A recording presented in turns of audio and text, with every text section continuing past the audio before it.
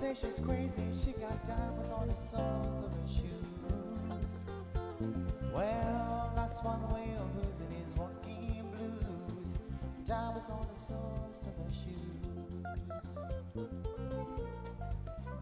She's physically forgotten. She's living to my pocket, my cocky. She said you're taking me for granted because I feel. Ladies and gentlemen, may I invite you to take your seats, please? Ladies and gentlemen, please take your seats. You are all very, very welcome to this grand celebration of Ashesi at 20. We will try that again. Distinguished ladies and gentlemen, you are all warmly welcome to the grand celebration of Ashesi at 20.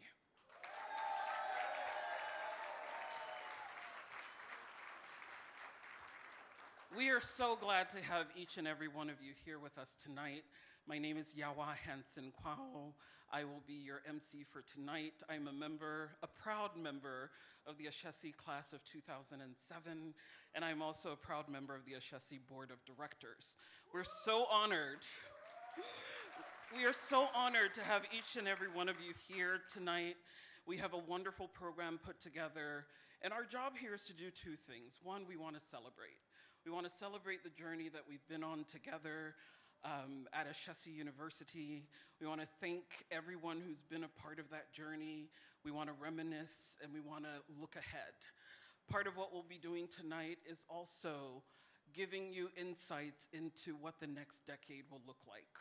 Today is a celebration, but I would be remiss if I didn't acknowledge that we are celebrating in the midst of a time of great peril in the world. We are reeling from the effects of COVID-19 and other health pandemics. We are seeing geopolitical strife that's affecting everything. Countries' economies are tanking, there's inflation, et cetera. And the question of the moment is, how do we meet this moment with new energy, with new ideas and solutions? And I think that Ashesi will play a critical part in finding solutions to what ails the world right now.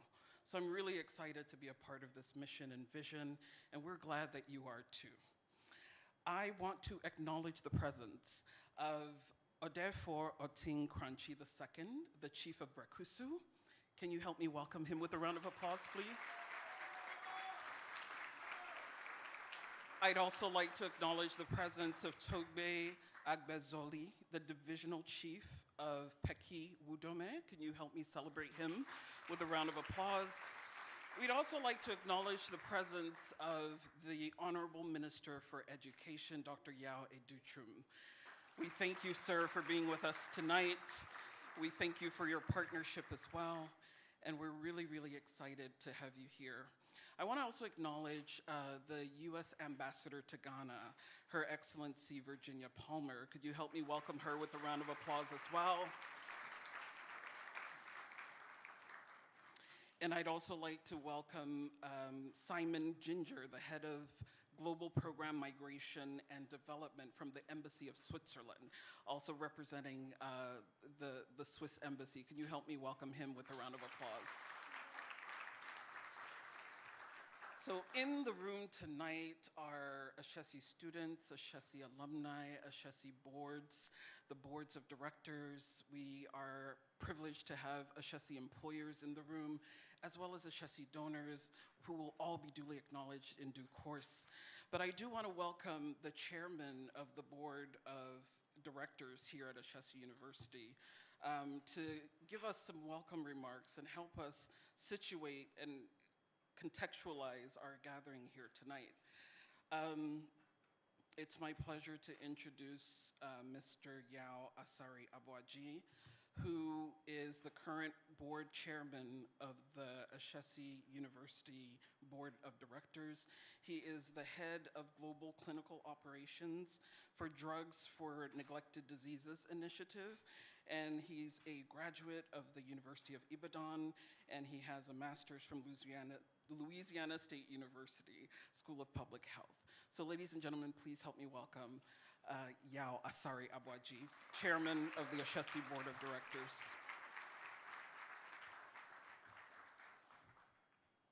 Thank you very much, Yawa, for the introduction. I have my little stick here, so if you see me doing this, I have a little back problem. And I also want to welcome all of you to this function. This has been one of the happiest days of my life because I've been with this organization right from the beginning. And I'm surprised that it's been 20 years. It seems like only yesterday when we started this. I'm currently, as Yawa said, chairman of the University Board of Directors, and it's just been since 2021, the latter part. I'm also a member of the foundation board, and I joined the board in 2001 with a short break in 2019. I met Patrick in 1999 in Seattle. I was the president of the Ghanaian Association in Seattle, and everybody was talking about this young man who was going to build a university in Ghana. And every time they told me, I dismissed them because in my mind, only Kwame Nkrumah had done a university in Ghana. And even with him, and even with Nkrumah, he had the resources of the Ghana government. And so who is this young man who thinks he can create a university? So we eventually invited Patrick to come and speak to the Ghanaian Association in Seattle. And when he finished, everybody was in awe. We saw his vision, and more importantly, we saw his determination to make this happen. But I was still skeptical because I have been to too many Ghanaian functions where we sit down, we solve all of Ghana's problems, we drink beer, we drink some, goat soup, and then we go back home and nothing happens.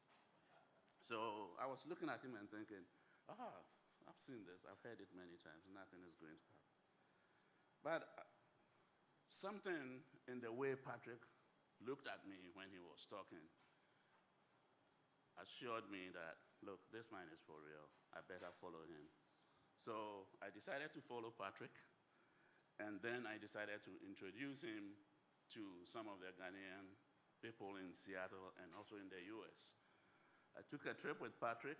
We went to Washington, D.C. to see the then ambassador to Ghana, who was Honorable Alan Martin, who I had erroneously thought was his senior brother who had gone to Prempeh College.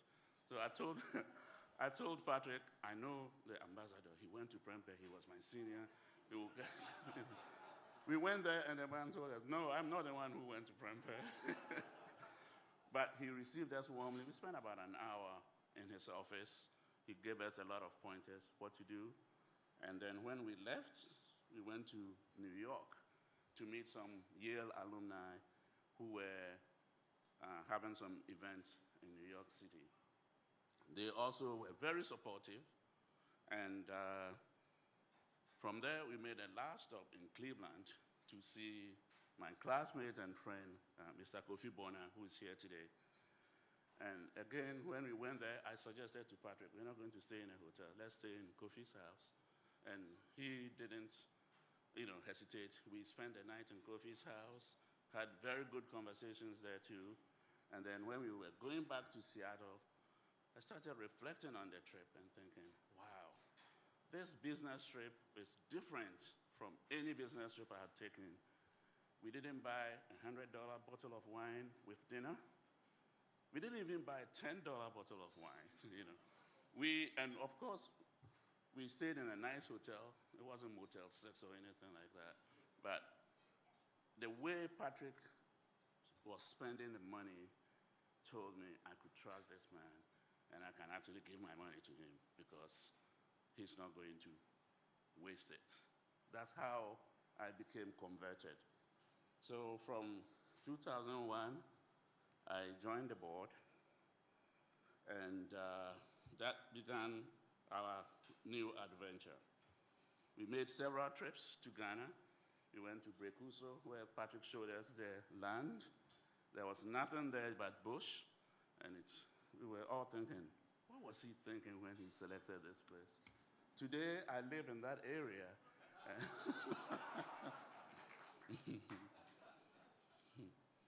So we came several times. We did accreditation meetings, interviewing potential professors, and when the school actually started, I convinced two of my nephews to drop out of their university. They were already in the first year. And I convinced them to stop and come to Ashesi. They did. That was in the first batch of students. Then my niece followed 2 years later. And in 2006, my daughter also came and spent a semester here. So you can see how much Ashesi means to me. I think everybody is familiar with Ashesi's vision. As we were walking in, we all saw it printed in bold letters, building an ethical and entrepreneurial leaders. These are not just words that we put on our website or we put out here. This is something that we live. The students, the faculty, the board members that Patrick has over the years put together have all shown great dedication and very, very high performance and dedicated leaders who have been selected onto the board and the foundation. Students, alumni, have developed businesses shortly after they graduated from Ashesi. There's the first batch, Dream Oval, which surprised me. These young men graduated from school, immediately went and created this company. And I think some of them are actually here today, tonight. But it's not just those who graduate. Even the students. Like there's this 2022 senior who was an asthmatic patient when he was young. She has developed, she designed and built a portable monitoring device that helps children to recognize signals of asthma attack so that they can remember to take their inhalers or know when to not go out. So we've all seen what Ashesi has done in the last 20 years. We started in 2 buildings in Laboni, and at one time came within 2 weeks of closing the doors and closing the school. We've done this and we've now become one of the top 5 universities in Africa.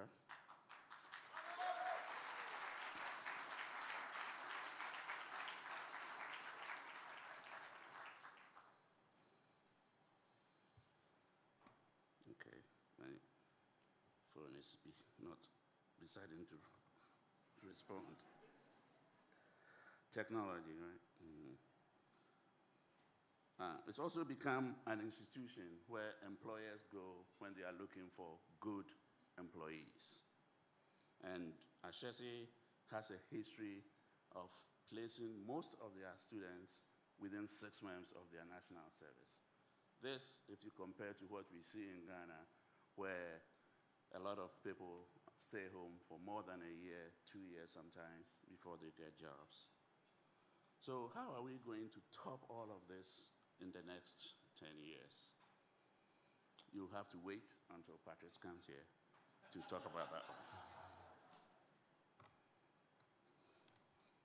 So in conclusion, we are grateful to many people for our continued success.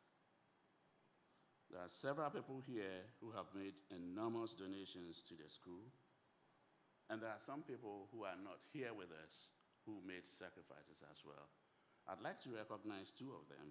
One is my friend Patrick Nuttall, who started with Patrick. I think they were classmates in Achimota, went to the US at the same time, and Patrick was the first Ghanaian who joined Ashesi, helped Patrick, the 2 Patricks we used to call them. Then there's also Kofi Teria from the Bay Area. I talked to Kofi Teria through a friend. Kweku and Mabel recommended me to speak with Kofi Teria.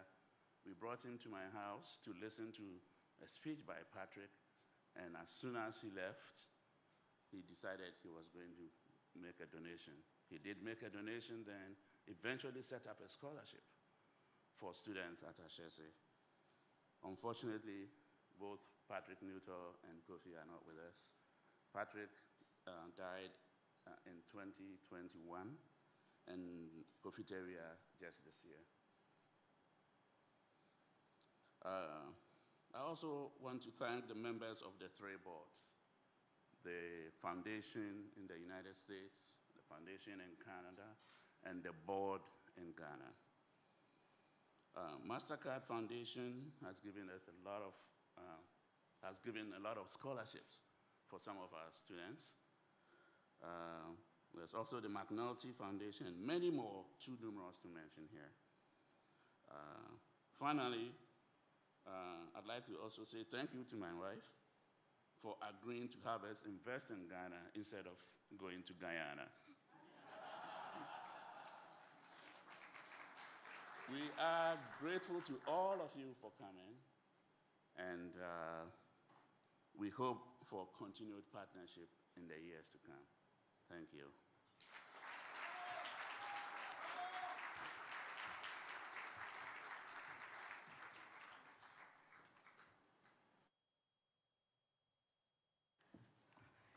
Thank you very much, Board Chairman.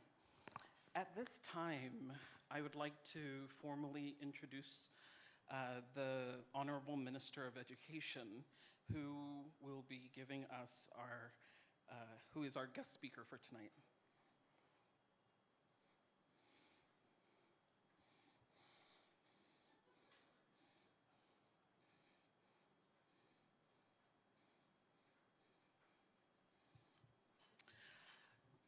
The Honorable Minister, Dr. Yao Osei Aduchum, is currently the Minister of Education for the Republic of Ghana. He's the chairman of the Ghana Commission for UNESCO and is a member of parliament for the Busumtree constituency in the Ashanti region of Ghana. He was the CEO and founder of New Designs Educational Group based in California in the USA. He has decades of experience in educational policy, planning, and administration. He's a philanthropist extraordinaire. Within a period of 2 years, he single-handedly sponsored 97 students from the Busumtree constituency to pursue programs in engineering and medicine at universities across the country. He has committed to the people of Busumtree to send many more eligible constituents to university to get their qualifications in engineering and medicine. Dr. Aduchum was born on the 9th of April, 1964 in Kumasi, and he hails from Jechi in the Ashanti region of Ghana. He obtained his bachelor's certificate from the Kwame Nkrumah University of Science and Technology in 1990 and a postgraduate diploma in teaching from the Chapman University in California in the USA in 1999. He obtained his Master's of Education in Education Management and Administrative Services credentials from the University of Laverne, California in the USA in 1997. He was awarded a Doctor of Philosophy degree in Educational Policy and Administration from the University of Southern California, Los Angeles in the US in June 2008. He's participated in several UNESCO conferences and workshops as a resource person. He's a member of several professional bodies, including the Association for Supervision and Curriculum Development in the USA. He's a member of the advisory board of the Capacity Building Center in the School of Education and Information Studies at the University of California in Los Angeles, UCLA. The Honorable Minister is also a member of a high-level UN advisory group for Mission 4.7, a new global initiative to put into practice the vision articulated by the Sustainable Development Goals on education. Until his appointment as Minister for Education, he was the Deputy Minister for Education in charge of general education. Distinguished ladies and gentlemen, could you please help me welcome to the stage the Honorable Minister for Education, Dr. Yao Educhum.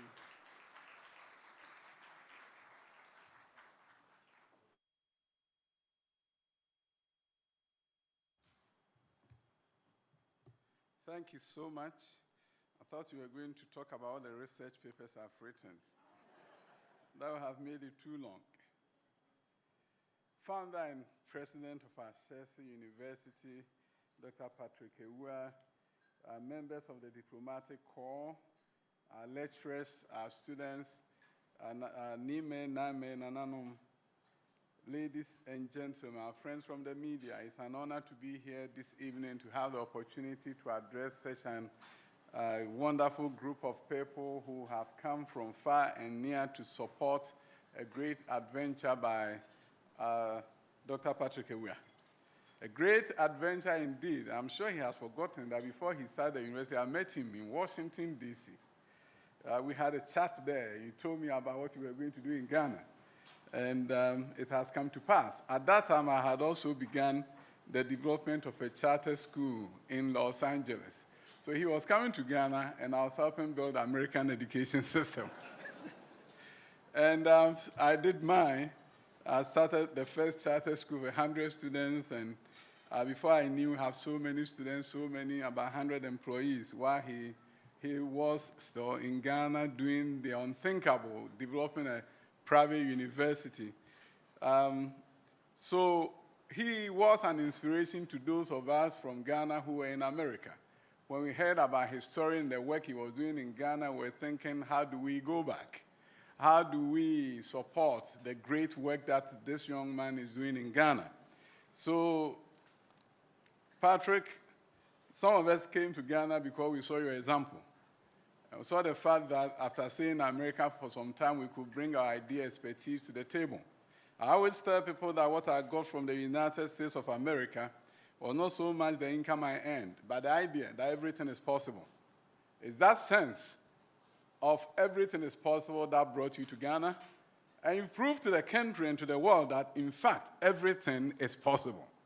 And that, Ashesi, is a good example of believing in yourself, mobilizing resources, coming together, and doing a great thing.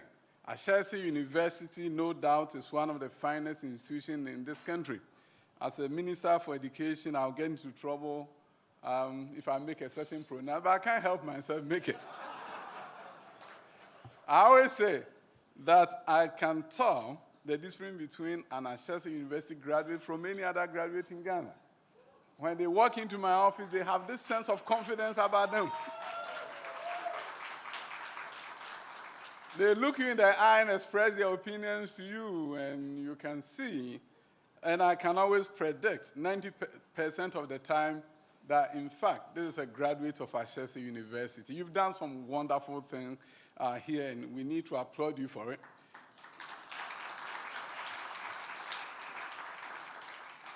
Tertiary education is very important for our nation.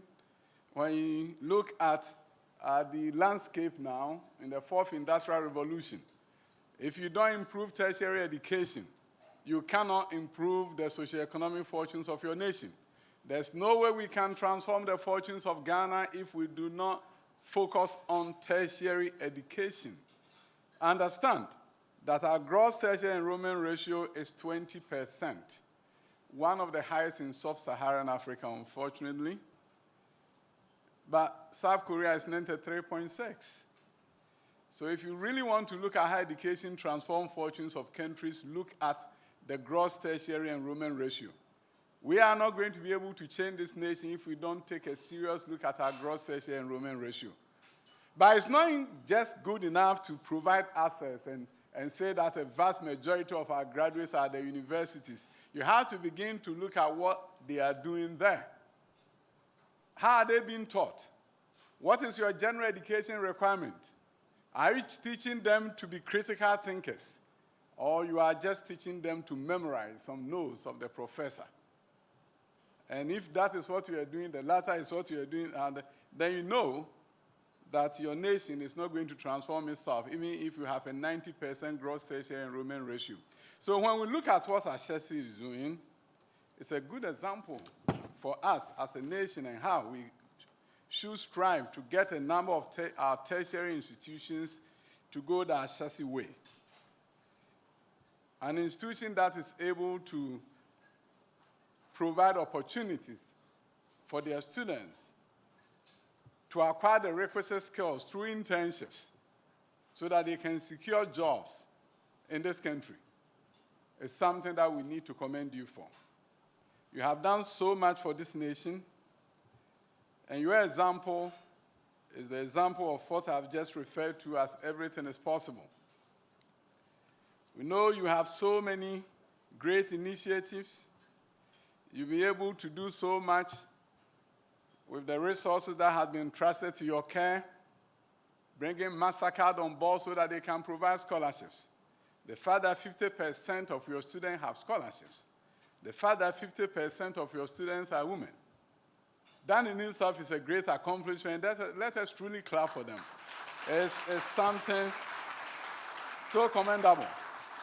And of course, they are doing my pet peeve, STEM, science, technology, engineering, and mathematics, something that I believe we need to really do a better job at as a nation. We only have about 37% of our students, various universities, enroll in STEM-related fields. It has to change. If you go to School of Engineering at Kwame Nkrumah University of Science and Technology, only 12.5% of the students are women. It has to change. So today, the government of Nana Addo Dankwa Akufo-Addo is building STEM schools across the country. And we're also building girls' STEM high schools across the country. First one has been opened in my constituency. The next one is being built in Accra, Pong, Katamanso. We've awarded contracts for funded by Kuwait Fund. Another one is being built in Kumasi for girls.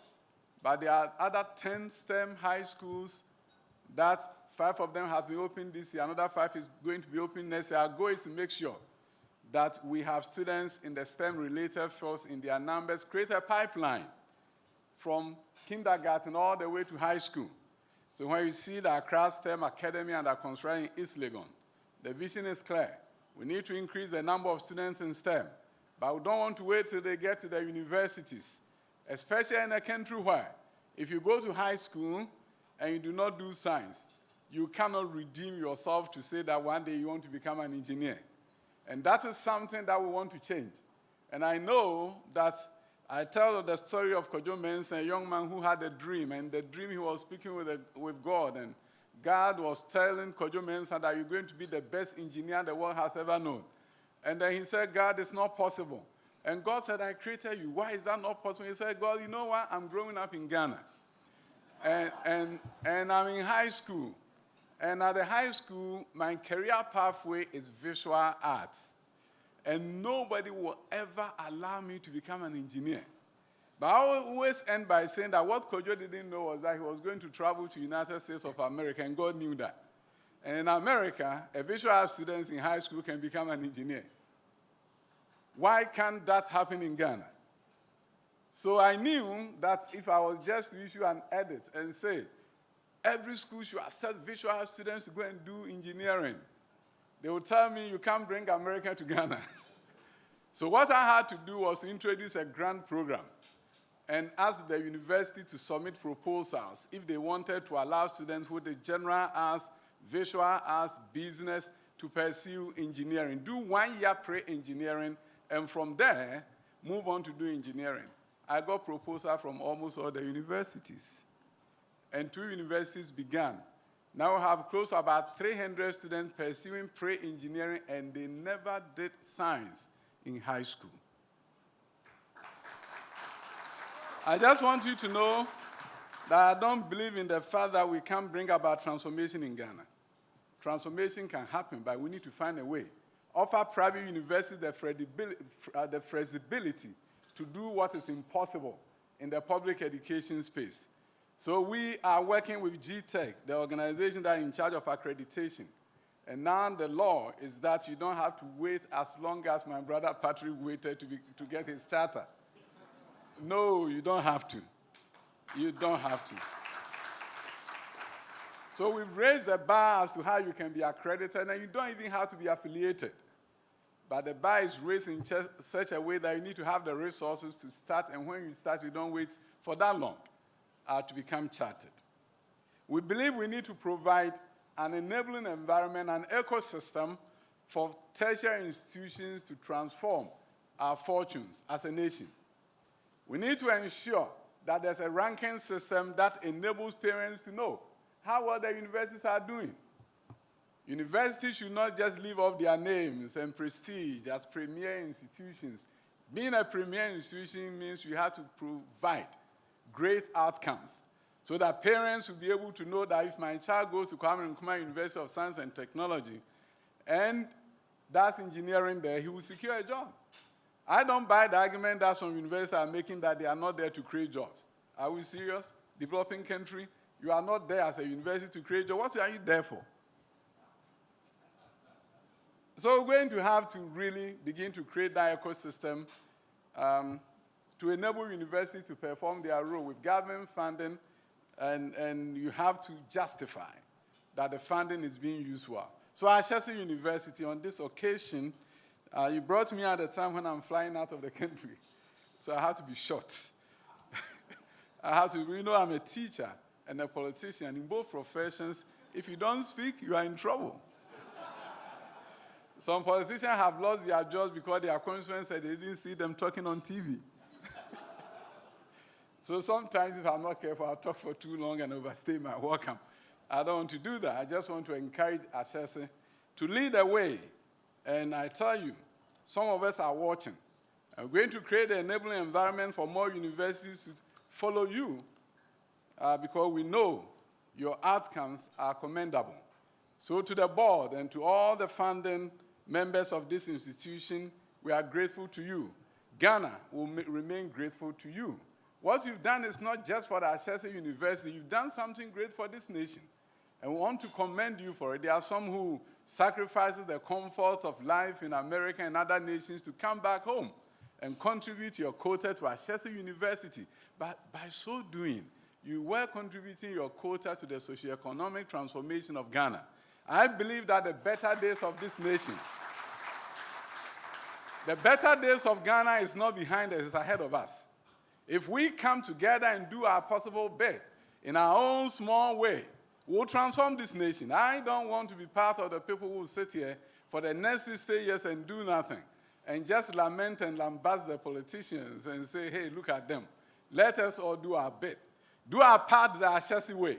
And if you get frustrated, remember, Ashesi was able to do it, and therefore you can do it. Congratulations to Ashesi University.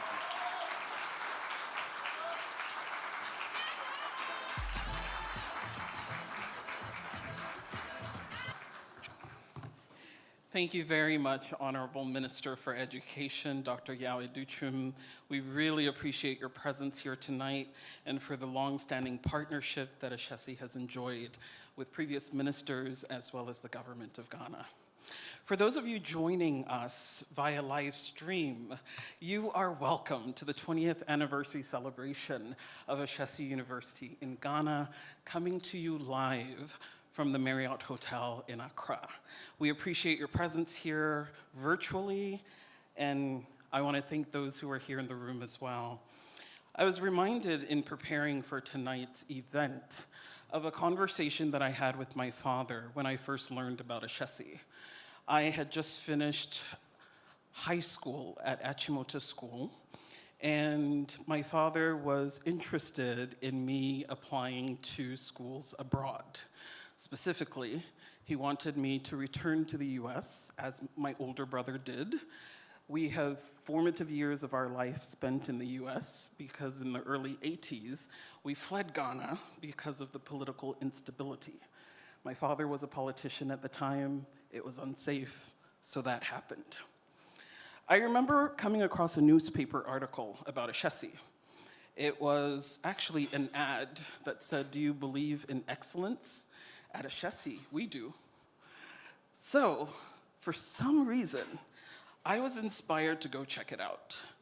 So a classmate of mine from Achimota School and I made plans to go to Ashesi, not the beautiful campus you see at Brakusu today, but the rented homes in Laboni that were the humble beginnings of this great institution.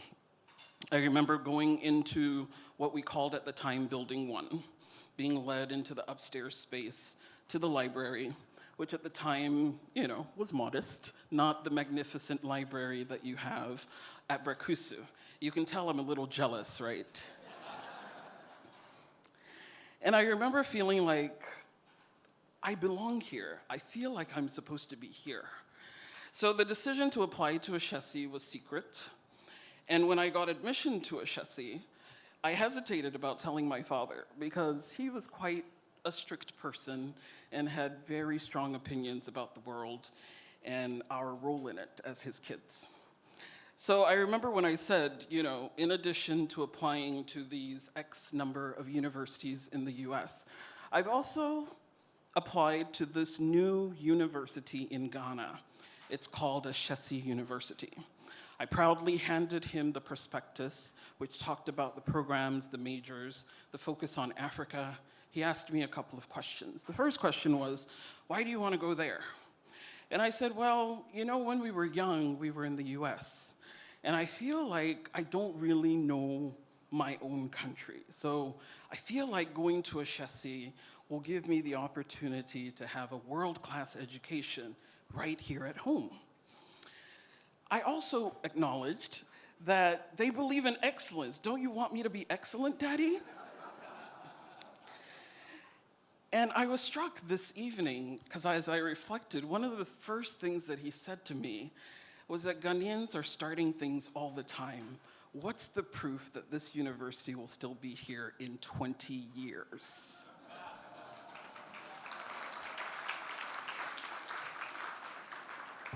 So tonight feels good. My father didn't live to see this moment, but Ashesi's been a gift that has kept giving to me personally.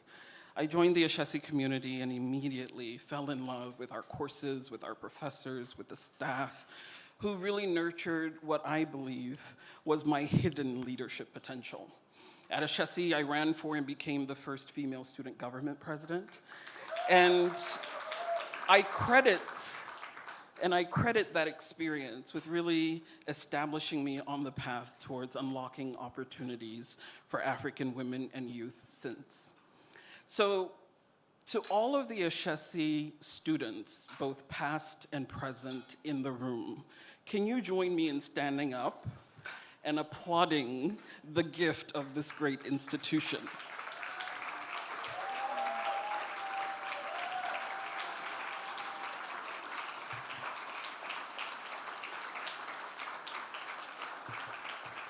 I am certain that for every Ashesi student or alumni standing, there are stories that mirror mine.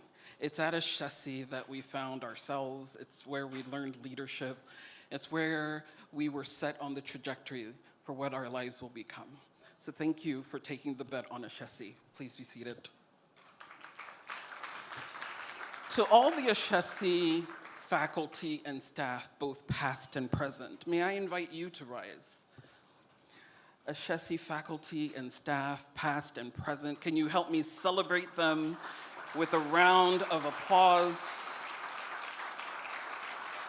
You are the ones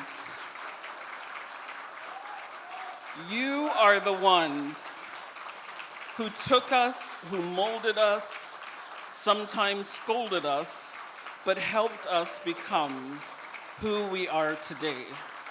For your investment in Ashesi, both in the past and in the present, we thank you and we celebrate you. May I invite you to be seated.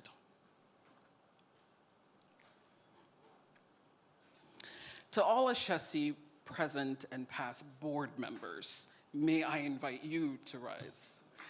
Can you help me celebrate the excellent leadership and stewardship of these great individuals from diverse industries, with diverse backgrounds, who have invested their time, their talent, and their treasure to ensure that Ashesi could see this moment and see many more moments like this to come.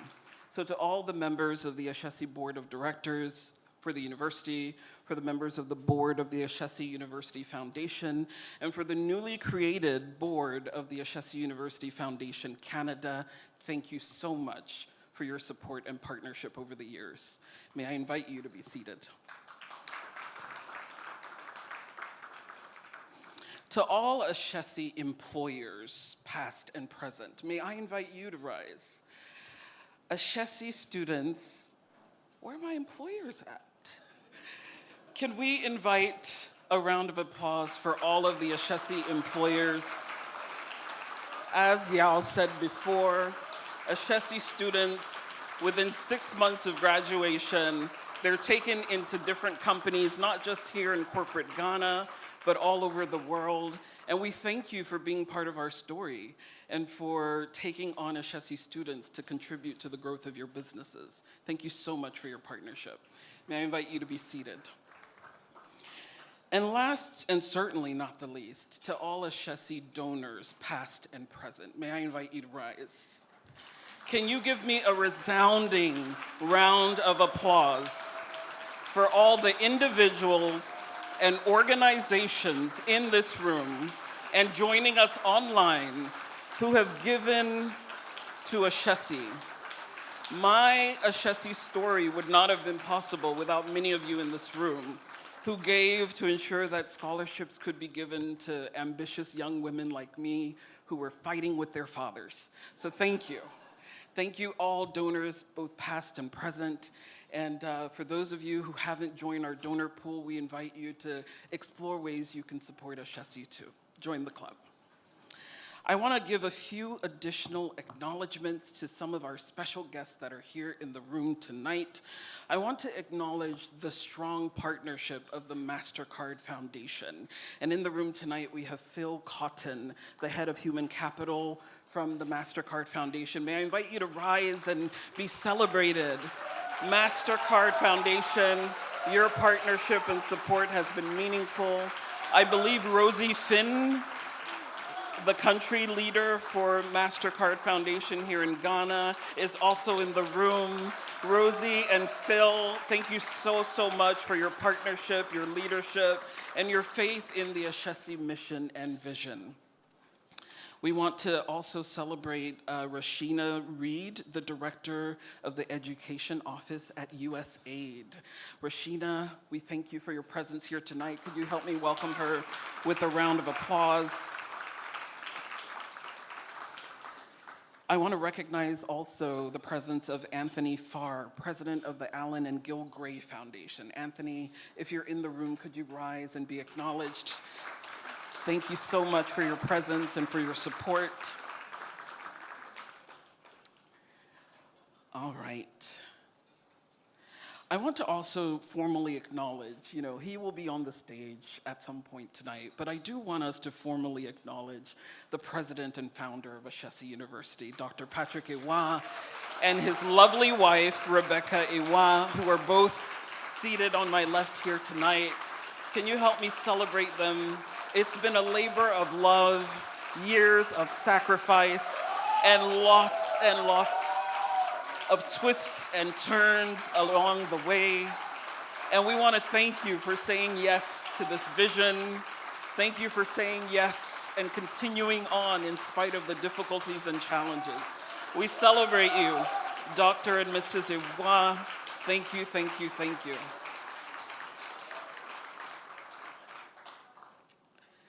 So on this note, I will take my seat. We will listen to our band that will give us a few soothing tunes as we prepare to be served dinner.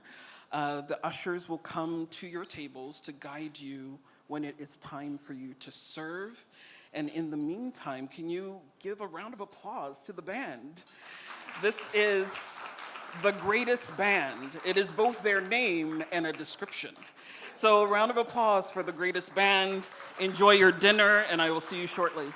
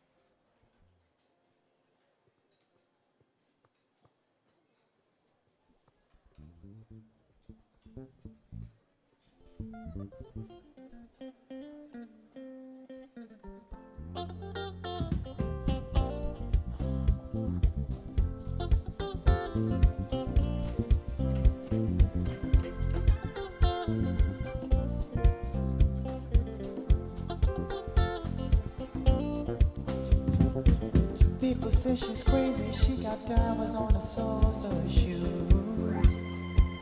Well, that's one way of losing these walking blues. Diamonds on the soles of her shoes. She's physically forgotten, and she slipped into my pocket with my car key. She said, "You're taking me for granted because I please you." Wearing diamonds, and I can say, ooh.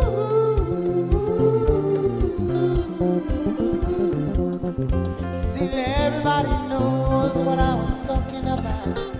I mean, everybody knows exactly what I was talking about. Talking about diamonds on the soles of her shoes.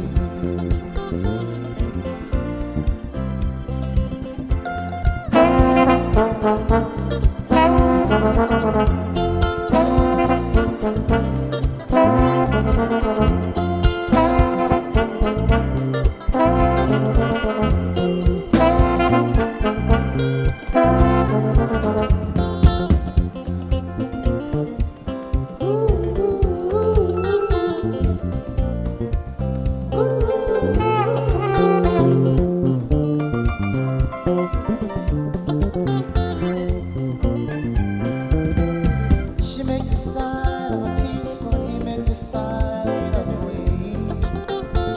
The boy changes his clothes and puts on aftershave to compensate for his ordinary shoes. She said, "Honey, take me dancing," but he ended up like sleeping in the doorway. My devil gazing the lights on her Broadway, wearing diamonds on the soles of the shoes. And I can say, ooh.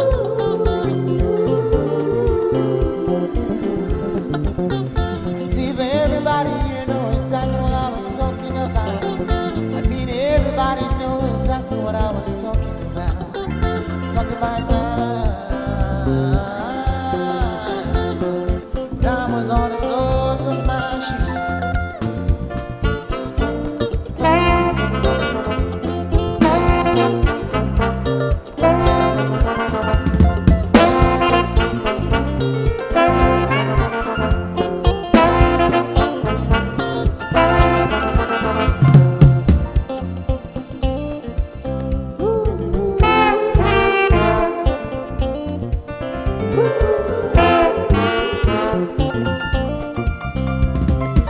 People say I'm crazy, I got diamonds on the soles of my shoes, yeah. Well, that's one way of losing his walking blues. Diamonds on the soles of my shoes. Na-na-na-na. Da-na-na-na-na. Ta-na-na-na. Ta-na-na-na-na. Ta-na-na-na. Ta-na-na-na. Ta-na-na-na. Ta-na-na-na.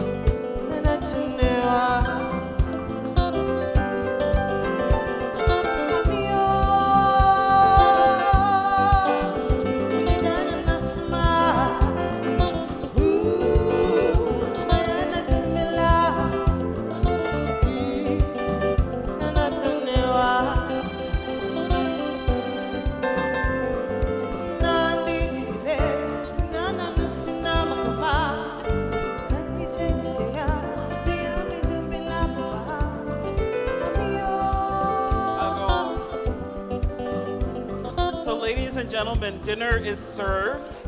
We will invite these two tables here to serve first, and the ushers will guide the other tables. So if I can invite this table here, table 16 and 17, and table 18 and I believe 19. Dinner is served. They will escort you to my right. Thank you very much. And bon appetit.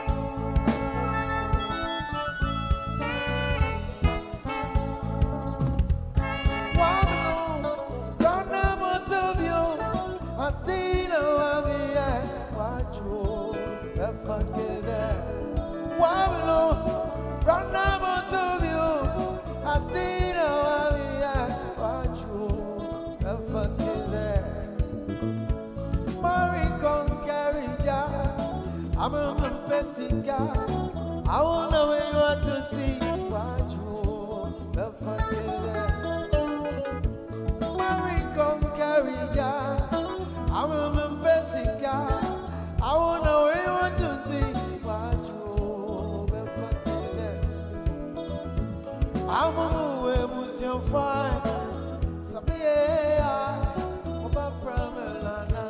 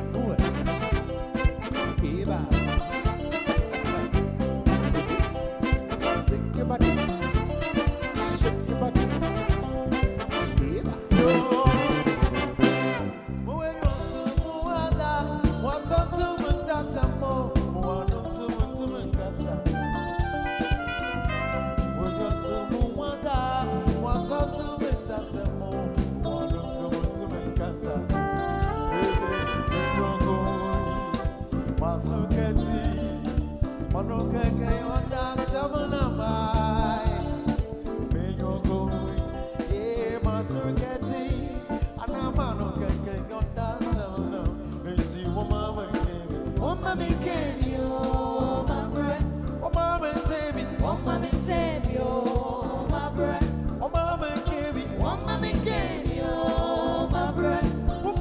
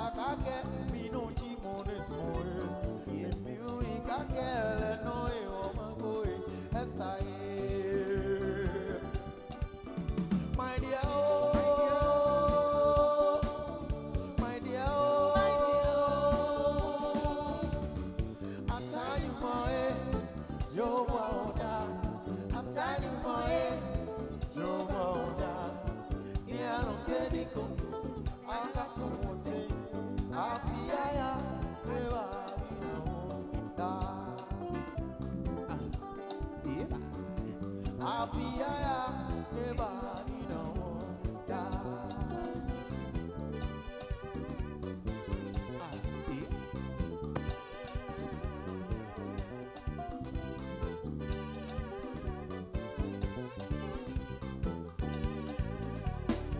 I don't know if I want to do any nothing, come and try.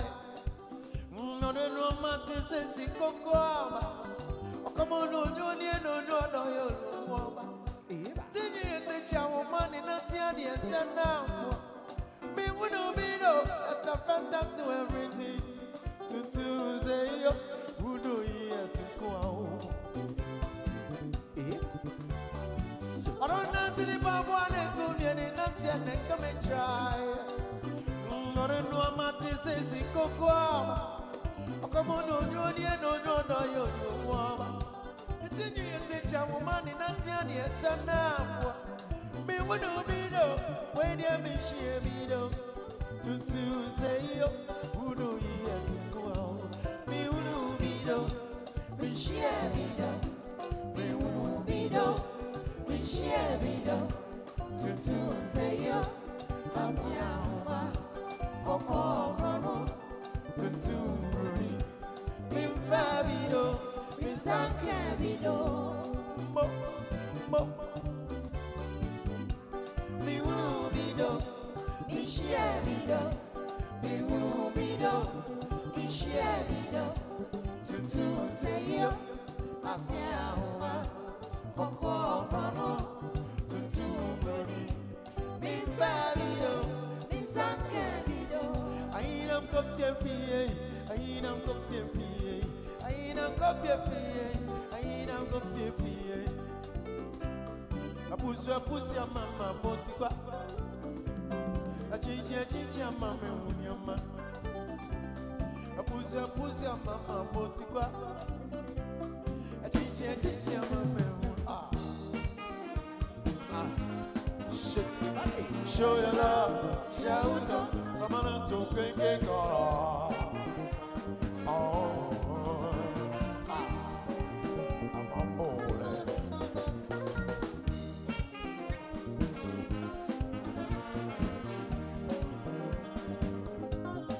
Yeah, I mean, if it's a bad me, oh, come and see, I've been for myself.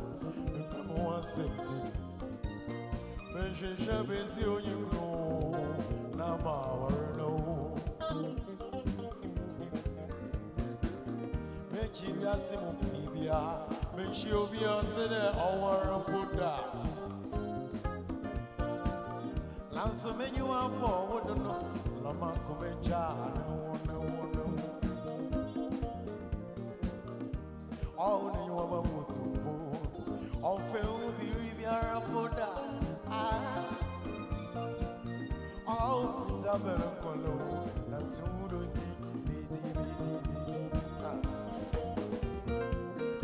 Sure, fair, no franta.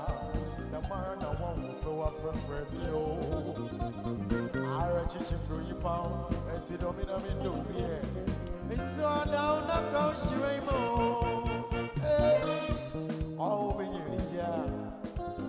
you, I am a no. Oh, very much no food, oh, Basima.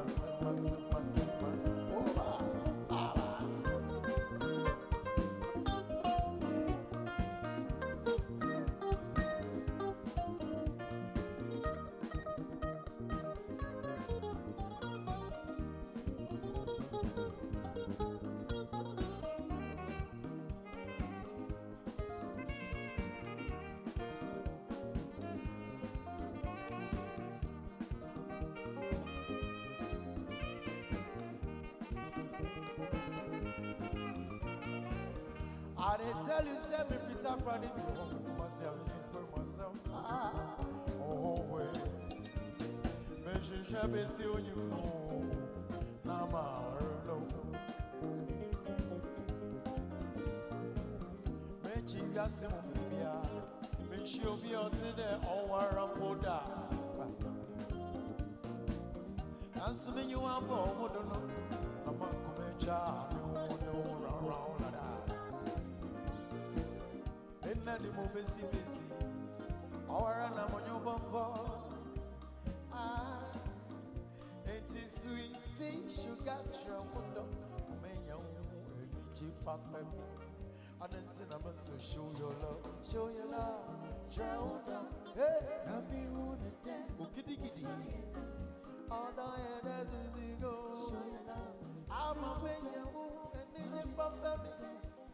Show your love, show your love, show your love.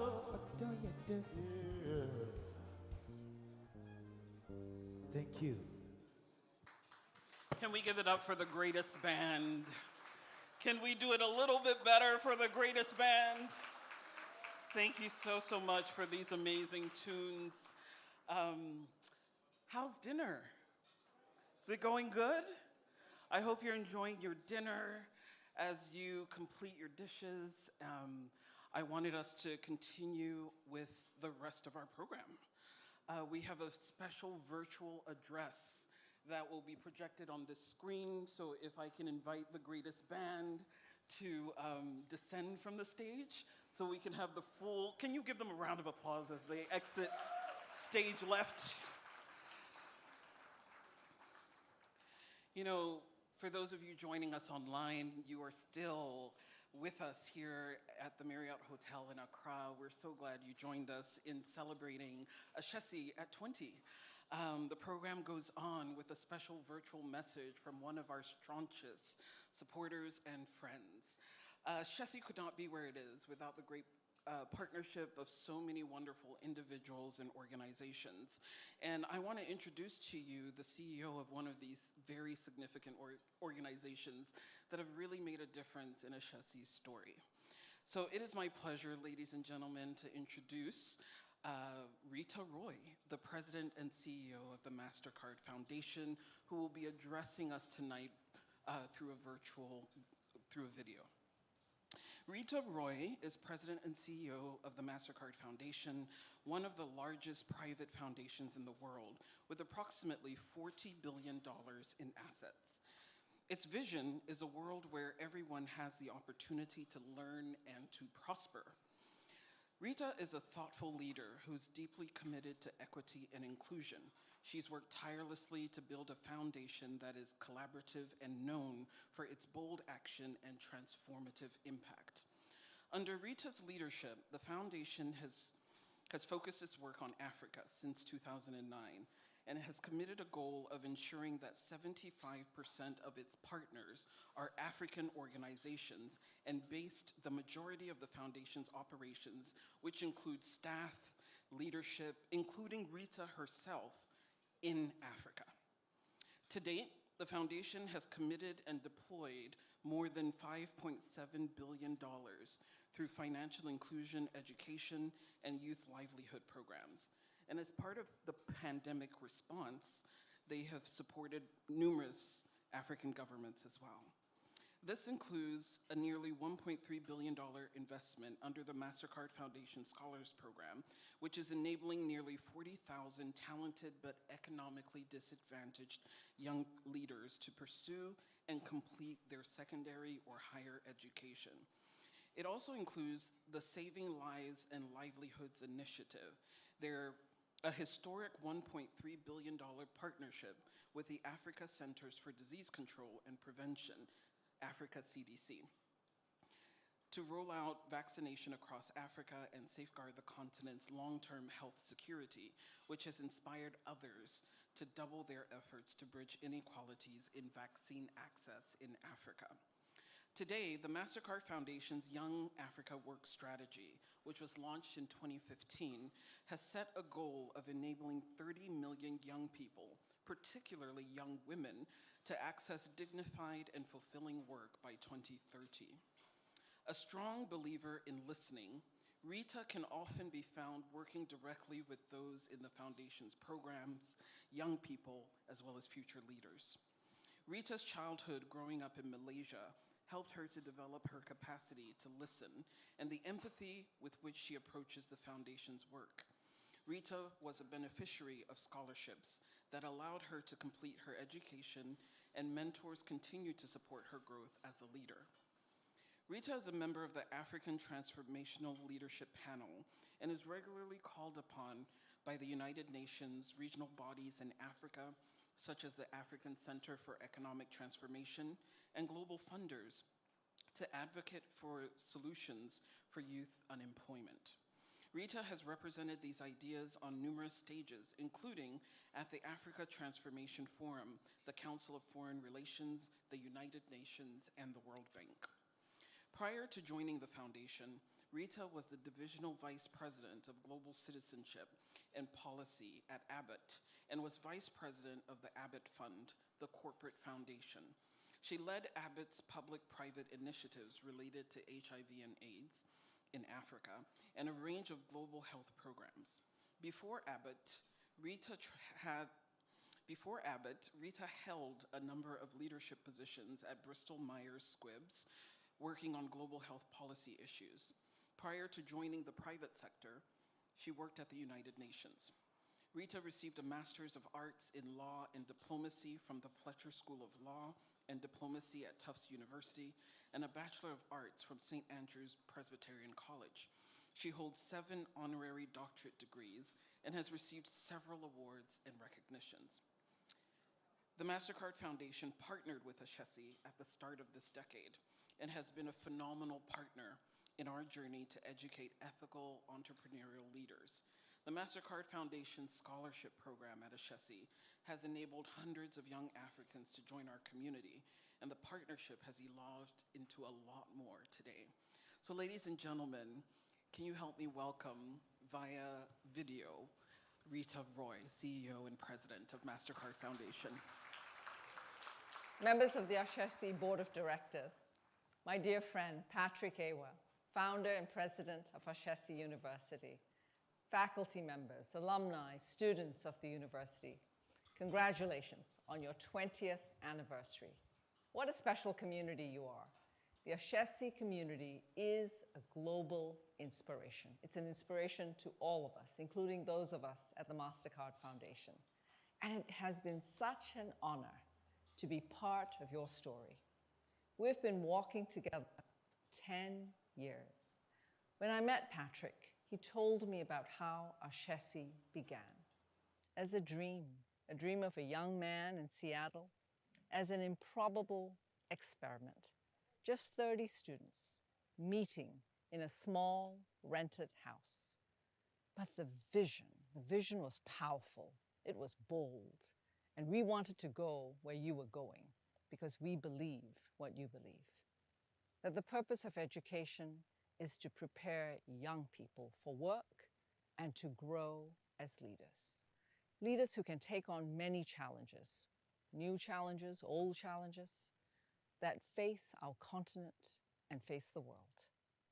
Ethical leaders who see the world as it is, who see beauty in the world, but who also see what's broken.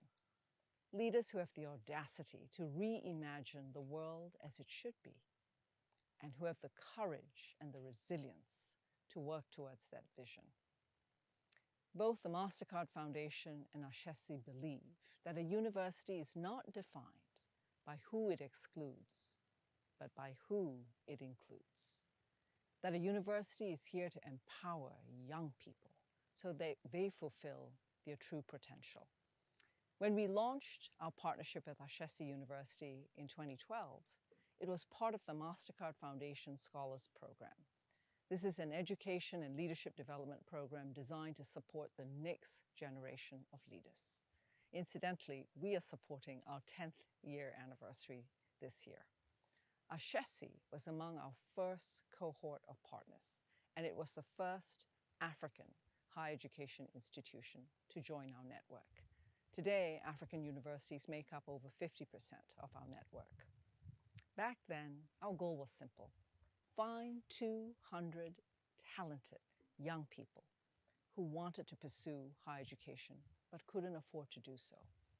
Provide them an opportunity. Provide them an opportunity to thrive, provide them the tools to thrive in school and to lead in their communities. And with so many young, talented people here on the continent, that wasn't hard to do.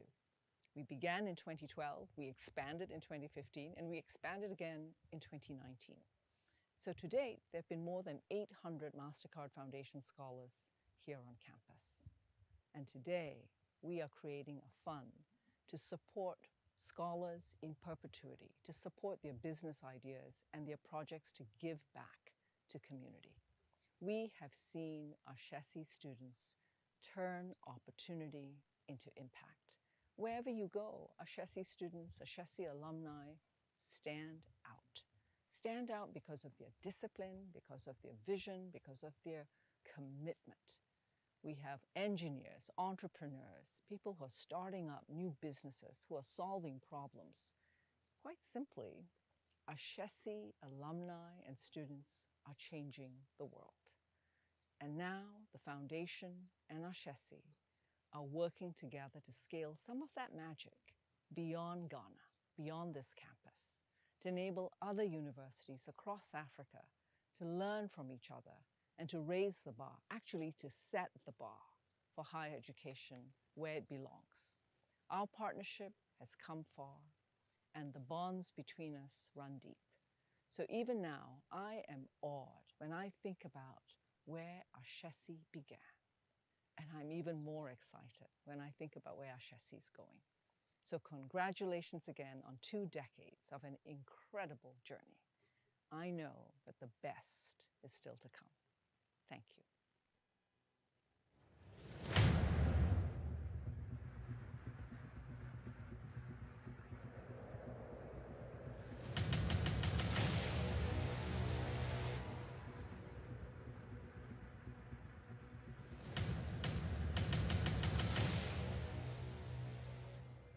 If we can help our students discover who they are and understand where they stand in society and the responsibility that they have to their society, we would have achieved a great deal.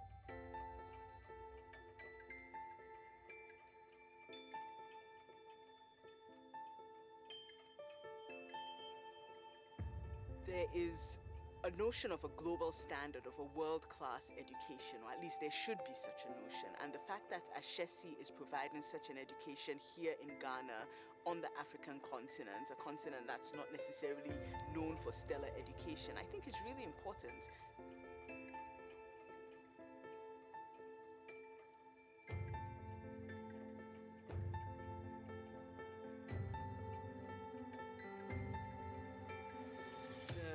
Students who come through Ashesi are going to work in Ghana, and they're going to work in many different parts of the world, and everywhere they work is really going to benefit from that education.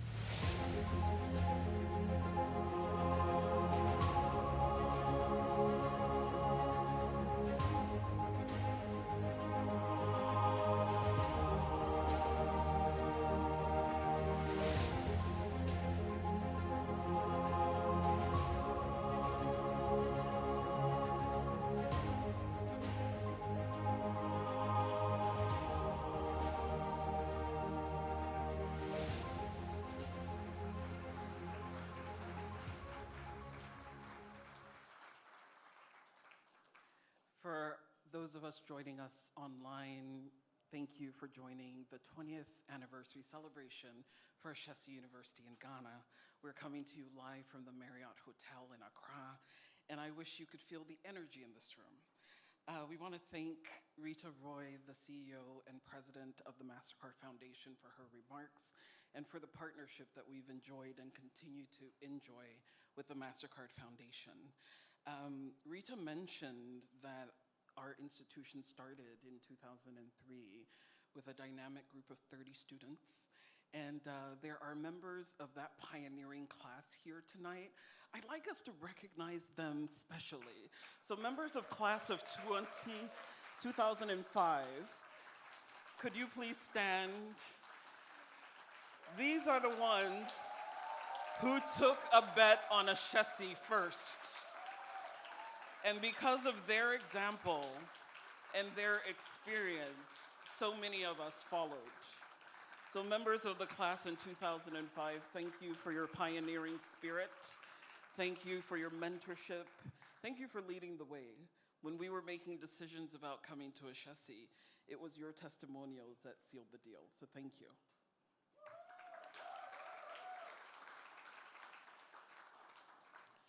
So at this time, at the beginning, I did tell you we're not just celebrating tonight, but we're also looking ahead to the future.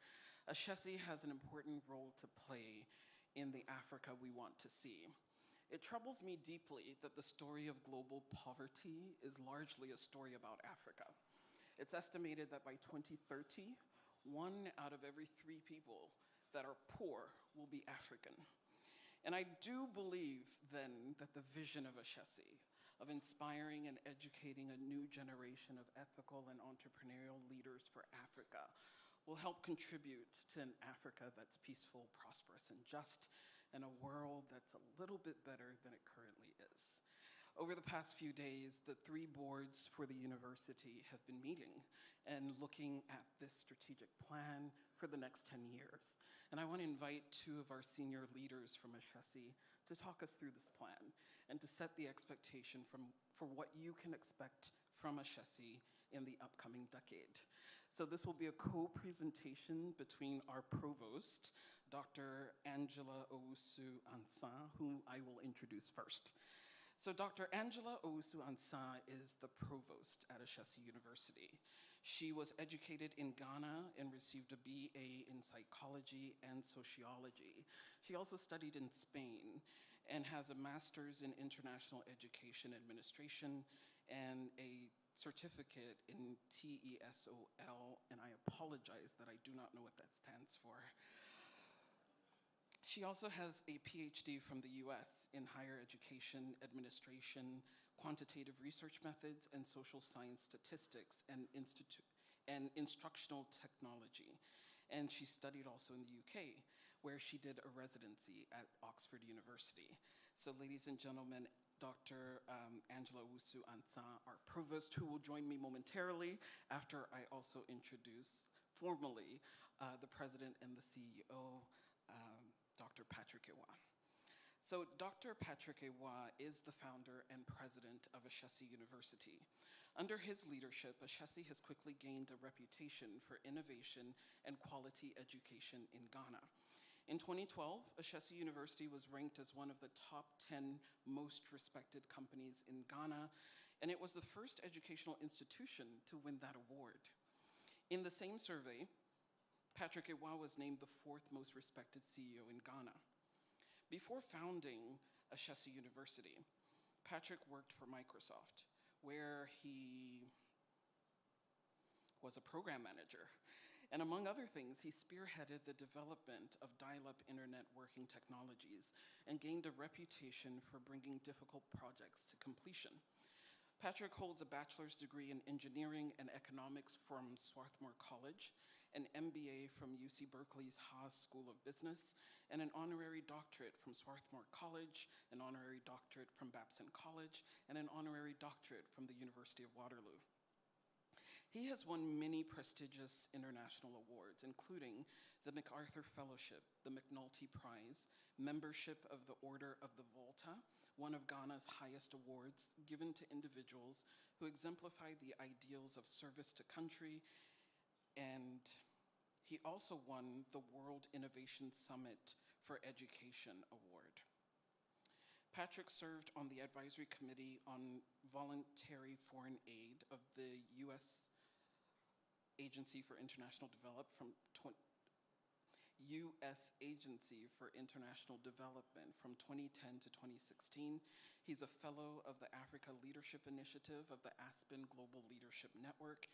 He's a member of the Council on Foreign Relations and a member of the Tau Beta Pi Honor Society for Excellence in Engineering. Distinguished ladies and gentlemen, please help me welcome to the stage Dr. Patrick Ewa. And shortly thereafter, he will be followed by Dr. Angela, the Provost of Ashesi.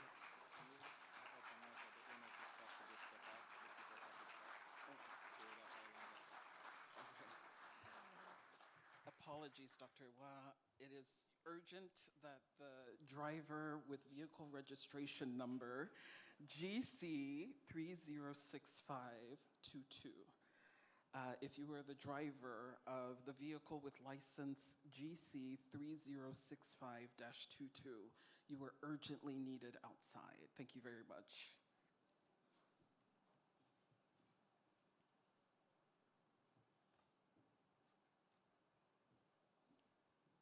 Thank you very much, Yawa.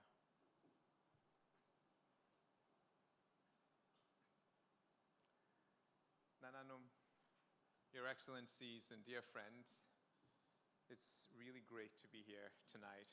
And I must say that the feeling that I have most is just gratitude for what a fantastic journey it's been these last 20 years. I'd like to recognize the Swiss ambassador. I see her sitting there and not recognized earlier. U.S. ambassador has been recognized. Thank you for being here and for the partnership between the United States, Switzerland, Ghana. The Canadian ambassador has had to leave, but we have a wonderful relationship with Canada as well, and I want to say a thank you for that. So this evening, what I want to do is talk a little bit about where Ashesi is going. And I suppose this is kind of Ashesi style. We're always moving. We celebrate for a short bit, but we're a restless bunch. And we're thinking about what the next 10 years are going to be for Ashesi, and I wanted to share that with you as part of this celebration. But first, the power of small beginnings. Ashesi started small. We started with 30 students. And when we started in 2002, which was just shortly after September 11, I was actually had a fundraising meeting on the day of September 11. And on my way to that meeting, listening to the radio, the events that changed the world. So we were planning this university, we had support, we had raised a certain amount of funding in cash and in pledges to give. And the world changed. Fundraising got harder.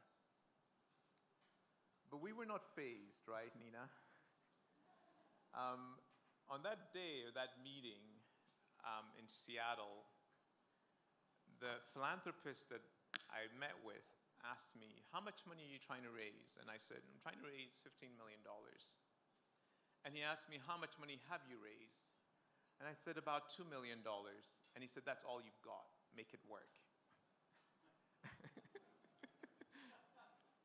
He said, it's going to get tougher from now on. And we made it work. But that building that you see there, building 1, that's where our classroom and our computer lab was. When we first saw that building, it was being used as a tailoring shop, and the shop had gone out of business. The roof had caved in And I remember seeing that building and thinking, wow, this is beautiful.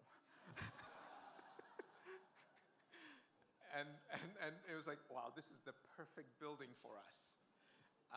The price was right, and there were cracks in the walls, and we had this contractor who patched the cracks in the walls, and the way he patched it was he broke the cracks, and then we got chicken wire, and they put chicken wire and then plastered with cement.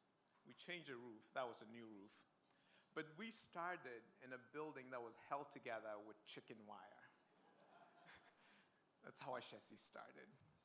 But it was beautiful. I mean, it was our place, right? It was this place. I didn't think we were going to be there for more than a year because we were going to raise money, of course, and move to Brekusu. And Nana Otinkranchi and the elders of Brekusu had allocated land for us, and I promised him we were going to build in a year, but things changed. And it got to a point where it became, anytime I would visit, Nana and the elders would ask me when we were going to start construction. And it got to a point where I'd go to Brekusu and just sort of drive by his house and avoid meeting him. But yeah, so that's how Ashesi started. And it's been quite a journey. Let me see if I can advance the slides. Okay, so 2 decades later, very different. It's 3,100 alumni and students. 90% of our students, from day one, we've had amazing career placement for our graduates. Half of our students are on scholarship, half of our students are women, and we've recently been ranked among the top 10 in Africa by the Times Higher Ed Impact Ranking for universities in the world. We're working with other universities on the continent. We have a program called the Education Collaborative, where 268 universities have worked with us on pedagogy, on how to improve career readiness for students, on how to improve the work that they're doing in entrepreneurship and ethics. And we estimate that 150,000 students have seen direct changes in their institutions, in the courses that they're studying, in the student services they have access to, and so on. We also have a climate innovation center through whose work over 400,000 households in Ghana are getting access to new services and new products around climate smart businesses. So a lot of change in the last 20 years. We have a lot of proof that an education that focuses on ethical leadership makes a difference. And here's some examples. But as you read those examples, I want to share with you the story of a young man who was born and raised in northern Ghana and who had completed high school and was working in 2 jobs, as a subsistence farmer and as a teacher in a primary school in his area. Ashesi students who had gone to the north to do community service met him and encouraged him to apply to Ashesi University. And he did. Before he came, he had never used a computer before. He needed help to do his online application to Ashesi. And when he got in with a full scholarship, thanks to the MasterCard Scholars Program, his family was skeptical.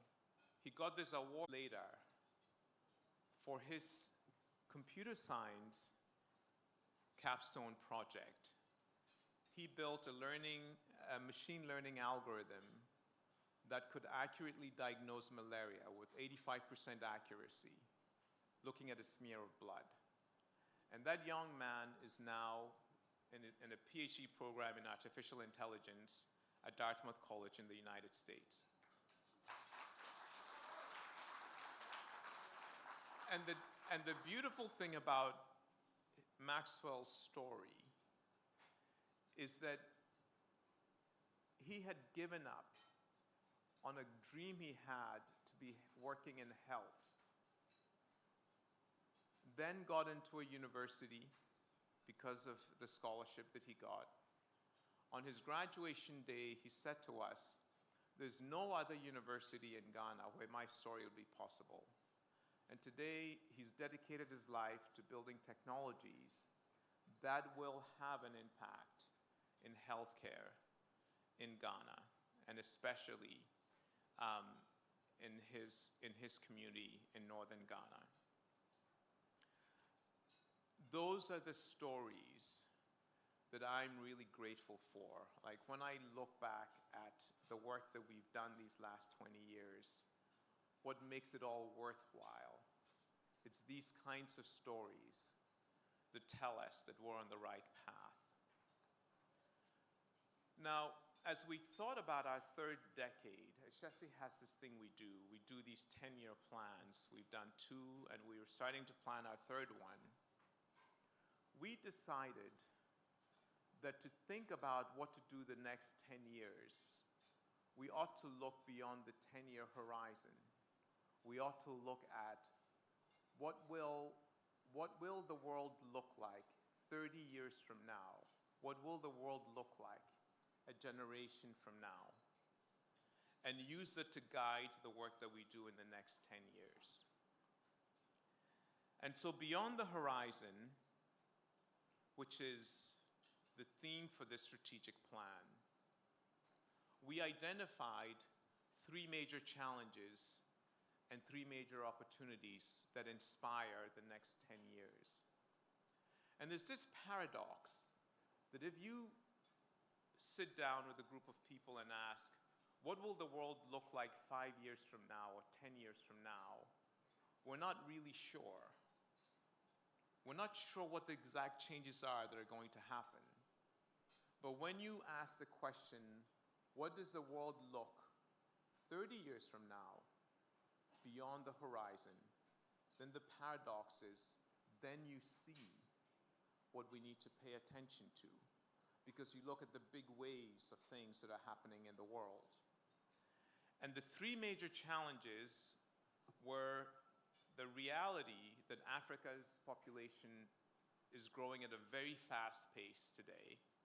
It is estimated that by 2050, Africa's population will double from what it currently, more than double from where it is now, about 1.1 billion people, to 2.5 billion people.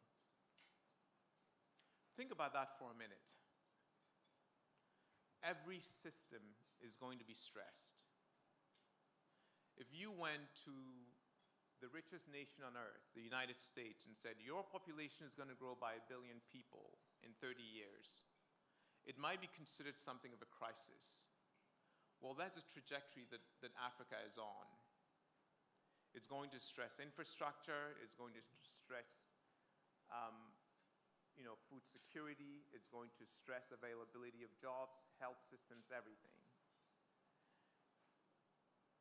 Climate change is another big wave that we see coming. And the effects of that are effects that we need to pay attention to today. We need to mitigate where we can, we need to adapt. We must adapt. The pandemic was a wake-up call to all of us and a lot of work that we need to do in health. But the flip side of all of this is that there are also opportunities. The population growth that we're seeing in Africa has occurred in Asia in the 50s. We've seen this movie before. And there, it meant opportunity. If we do things right, though that growth in markets, that growth in a youthful population can bear dividends for us. The African Continental Free Trade Agreement is an opportunity for us as borders soften between African countries, that we really pick up trade and we pick up economic development. The new technologies, the fourth industrial revolution technologies, artificial intelligence, synthetic biology, additive manufacturing, that give us new tools so that we can grow faster, differently. And there's also the potential for Africa to become a major manufacturing center in the world, to meet the needs of a growing population, but also to leverage a younger labor force that's growing here. So these three challenges and three opportunities have guided our work. And we've organized our strategy around three pillars: depth in the work that we do in some key areas that we've identified as priorities, scale through collaboration with other higher ed institutions, and building the resilience and the sustainability of our organization. And I'll talk with you a little bit about each of these. So depth in high priority areas is informed by climate change, the pandemic, the opportunities of the fourth industrial revolution, and the opportunity of becoming a manufacturing hub in the world. So as we've thought about what are the things that we're going to go deep in at Ashesi, these are the things that guide our thinking. We're going to expand and deepen our academic programs. In the undergraduate program, we're going to do more engineering. We're going to do a bachelor's in mechatronic engineering. We're going to do a bachelor's in bioengineering. And we're also going to do 2 new majors that have more of a policy focus. So we're going to start to intentionally educate people who are not only going to work in the private sector, but also work in the public sector. And econ, law and public policy are how we're going to do that. We are making another big strategic shift. The first 20 years, we were strictly an undergraduate institution. Now we're going to do graduate education. We've already started a master's in mechatronic engineering in partnership with ETH Zurich. We've designed a master's in computer science with a focus on AI and data science. And we're also going to start a part-time MBA program. So when we think about innovation, we think about creating new businesses. If you look around the world at those individuals who start businesses that grow or that scale, and you look at the distribution of what the demographic looks like, it's a normal distribution that peaks around people in their 30s and 40s, right? So it's clear to us that if we want to help drive creation of new businesses that are going to scale, we need to engage that demographic.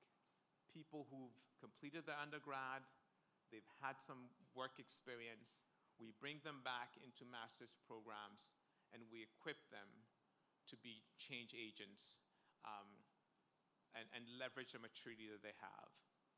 And then finally, we're going to engage with executive education, senior leaders in corporate Africa, and also in the public sector and in academia.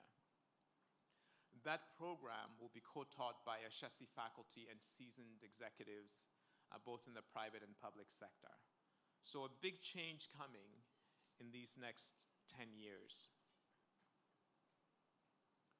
We're also going to strengthen things that we're already doing. We're going to strengthen what I call our core.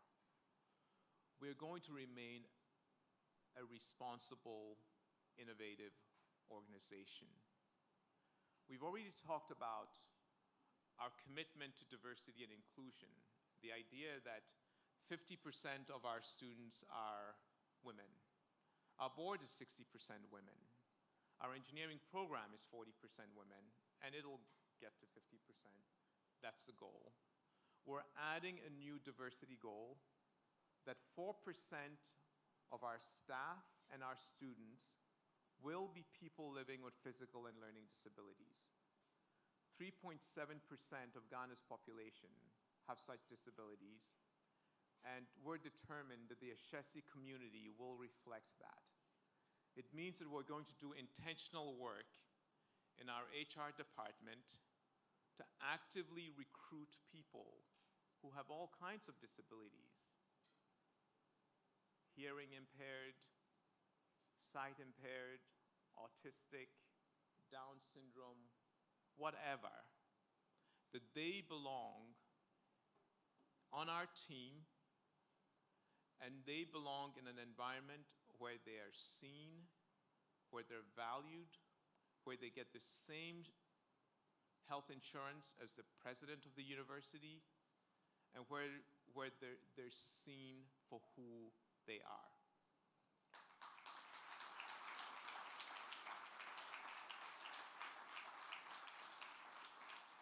And it's going to require a lot of retooling. We're going to have to change our website so that people with dyslexia can read our website. We're going to have to change it so that people who are blind can navigate it. It's going to be an all-out effort to be a truly inclusive community. We're going to deepen our work in research to inform innovation, but also to improve teaching and learning. We're going to change our energy footprint to 60% renewable within the next 10 years.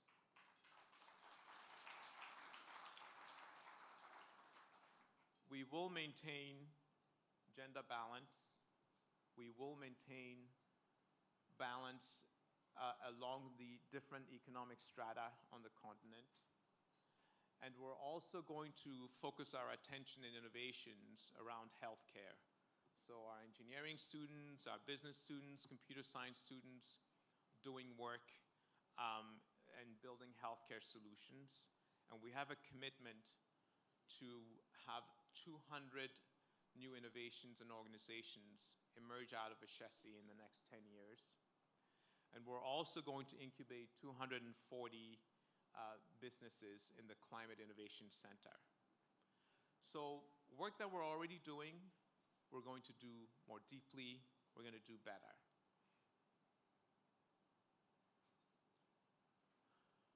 When we thought about scaling our impact, that was really informed or guided by the demographic growth in Africa and the softening of borders across the African continent. So I remember a conversation I had with Rita Roy, and she challenged me. She said, Patrick, what can you do to scale Ashesi's work by a factor of 10 or 100? 10, okay. That would be, we were, maybe 1,000 students then. Okay, so that would be 10,000 students. 100, that's 100,000 students. I didn't know what to say to Rita. I said, Rita, let me think about it. But when we engaged that question of scale, and we looked at the fact that there are going to be 1 billion more people on the African continent, it became very clear to us that this is not a problem to be solved by any one institution. This is a problem to be solved by a system.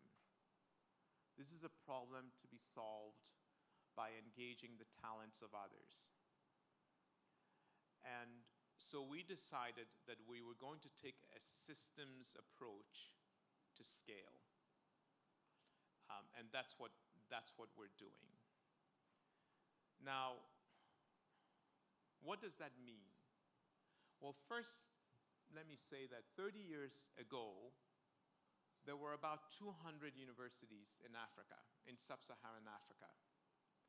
Today, there are over 1,600 universities in sub-Saharan Africa. So there's been over 1,400 new universities built on the continent. And the 200 that were here, the public universities, they have all grown dramatically. So, a University of Ghana, which used to be, less than 10,000 students, 8,000 students before Ashesi started, is now easily 50,000 students. KNUSC the same, UCC the same. So the scaling up is happening.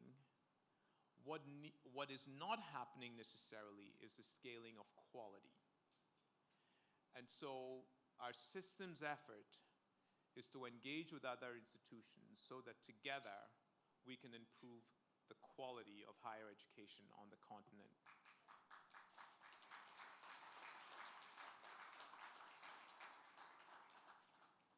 Now, Sangu had this perfect description for what we're doing this morning in our board meeting. He said, we rise by lifting other people up. And it is so true about the way Ashesi operates. If you think about whether it's the students we're lifting up or the people on the team that we're lifting up or organizations that we're lifting up and who also will lift us up, this is how we're going to do scale. And we have a goal that by the end of the decade, we can identify 1 million students who have seen change in their circumstances across the continent, in the quality of the education that they're getting, because of the work that we're doing in the Education Collaborative. It's going to be organized as 4 hubs in West, Francophone, East, and Southern Africa.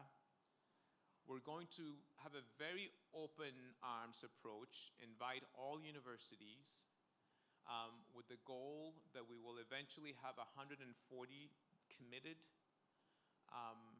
institutions in these 4 hubs, and that we're going to see a big change in the education of these students. But we're thinking beyond 1 million students as well. And it was really interesting to hear the Minister of Education this evening talk about the need for a new way of ranking universities. He was talking about universities in Ghana.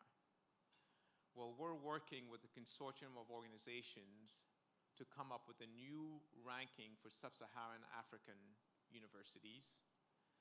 And the important thing about that is not the ranking per se, but the metrics that we agree we should measure ourselves by.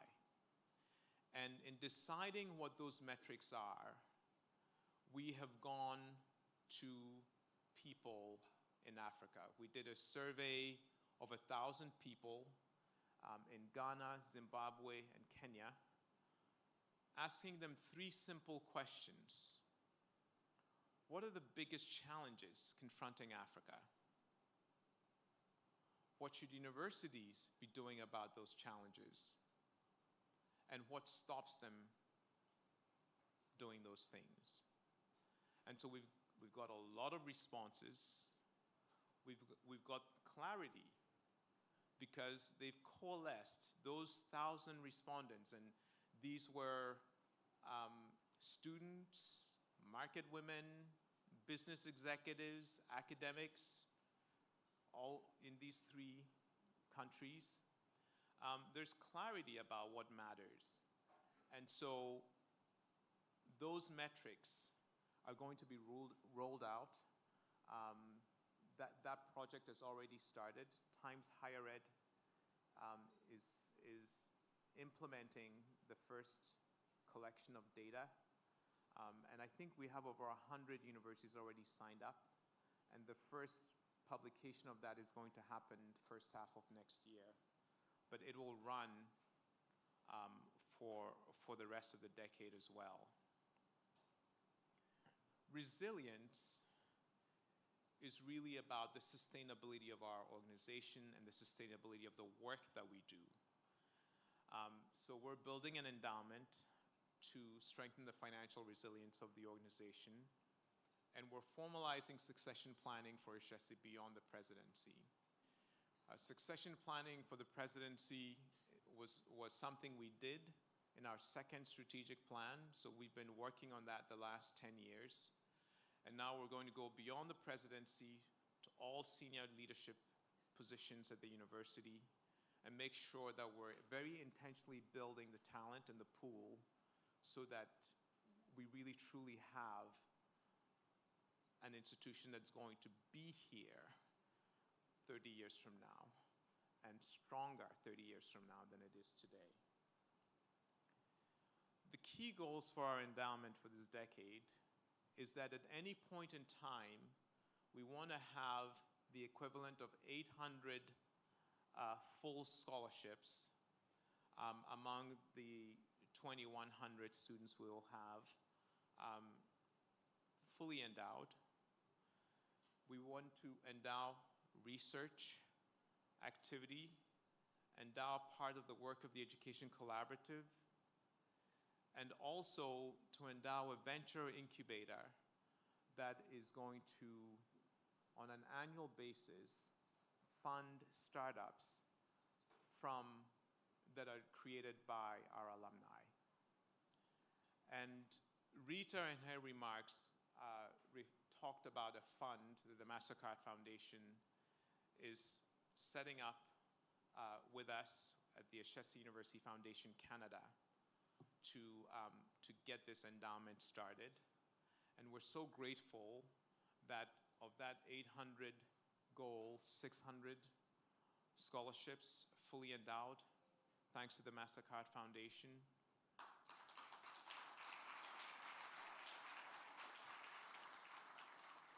The core work of the Education Collaborative and the Venture Incubator are also endowed.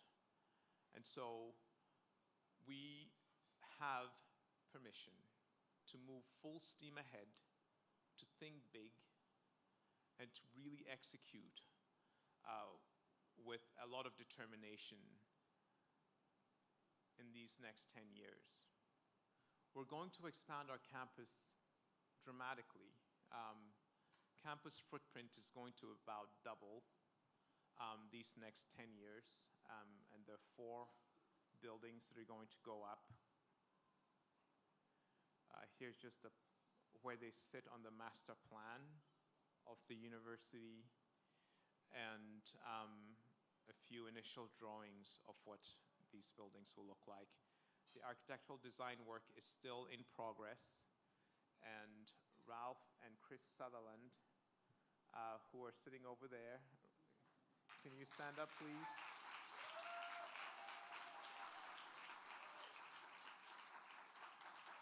Thank you very much for the phenomenal work that you've done these first 20 years. I remember when we first signed up with your team, and I said to them, our campus is going to be a construction site for the next 10 years. Well, it has been a construction site for 20 years and counting. So how are we going to do all of this? First, 2020, here's where we are. The Education Collaborative has cumulatively impacted 149,000 students. And when I say impacted, we're very strict with ourselves. We don't play this game where we say, well, we've connected with a university that has 50,000 students, so we're going to count all 50,000 students as having been impacted. We're counting whose syllabus has changed, whose board has approved certain changes, and how many students affected by it. What's happening with career services? What's happening with venture incubation? And we're counting directly what is happening with students. So that 149,000 is that conservative estimate. We've started a mechatronic program, and oh, by the way, we've worked with 268 universities and other institutions on the continent to date, and that is going to grow. We selected the Common Fund as endowment fund manager, and they have begun their work. And the foundation in Canada was established. Actually, it was incorporated late last year, and it has started its operations this year. Next year, we're going to secure accreditation for the bachelor's programs in economics and mechatronic engineering. We're going to begin construction of a multi-purpose building so we can start to roll out econ right away. We'll complete the architecture for the 3 big buildings, the Innovation Center, the Leadership Center, and student residences. We're going to prioritize fundraising for campus infrastructure. And then we're going to complete the curriculum design work for the MBA program, Law and Public Policy, and the Bachelor's in Biological Engineering. I want to talk a little bit about law and public policy because I think that's important. We call it a BA-LLB for a reason. And it's going to be a challenge to get approval to do something different. But what we're seeking to do is not to build a program that teaches the laws of Ghana.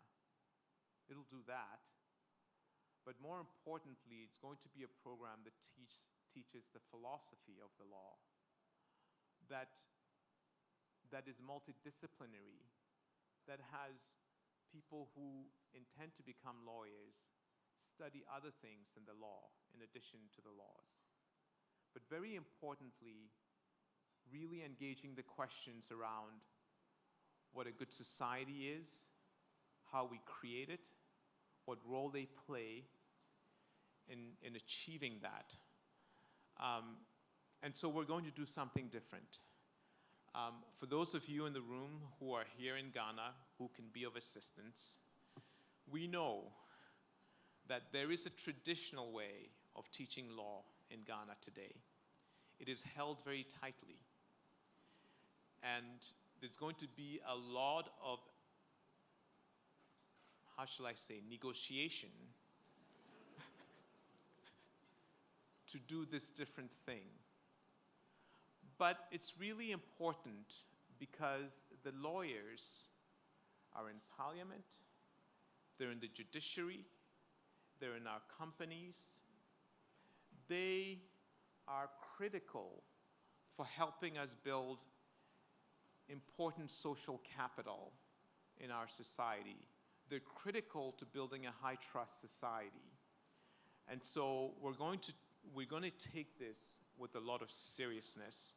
And we know that a lot of high school kids who have political ambition or who have ambition to work in the public sector seek law as a way to get there.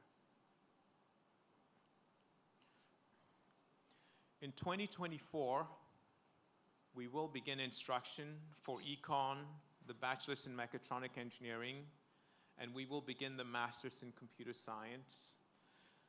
In 2025, we will begin major construction on the big buildings. And then in 2026, 2027, all the programs come online, and we're growing the ones that we started earlier in 2023, 2024. So, this is what we're going to do the next 10 years. We'll strengthen our core.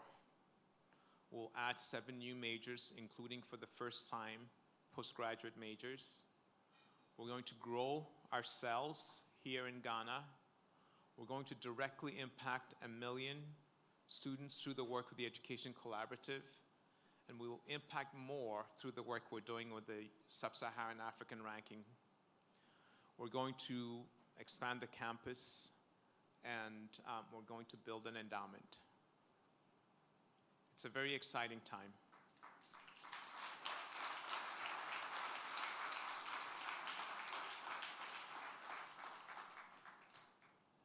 And as I said to the board yesterday, one of the things that,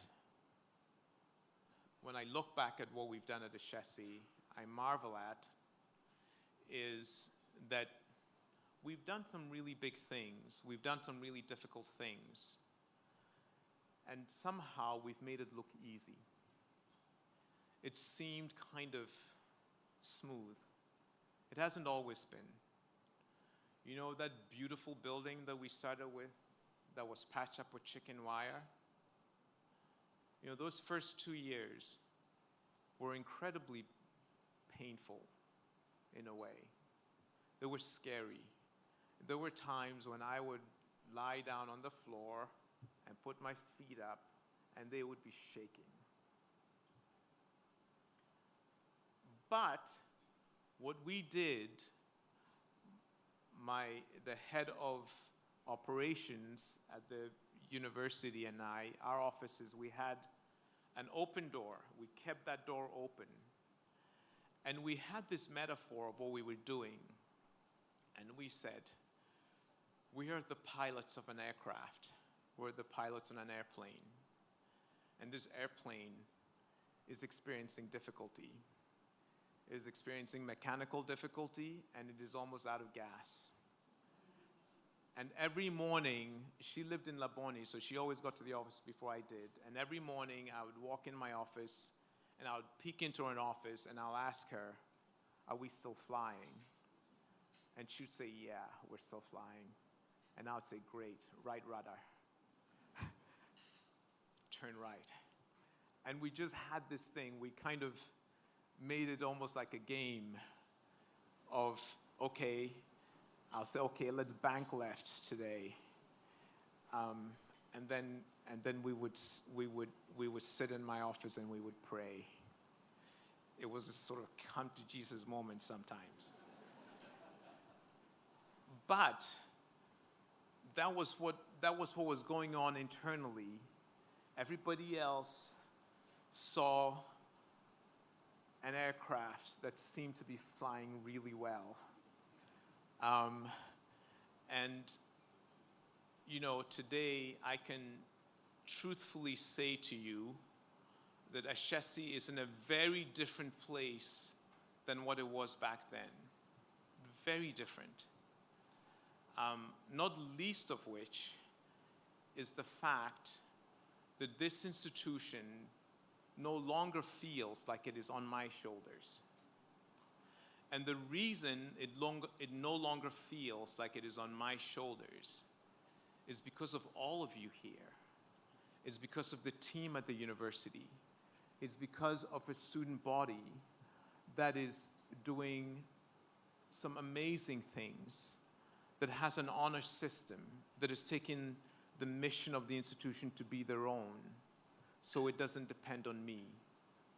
It is because of all of this support that Ashesi feels like it is in a very different place today than it was 20 years ago.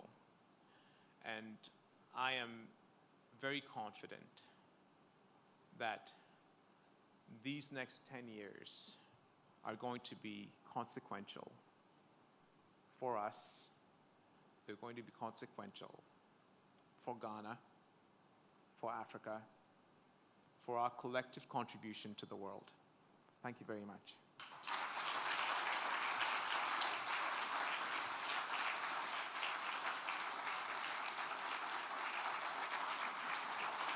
Thank you.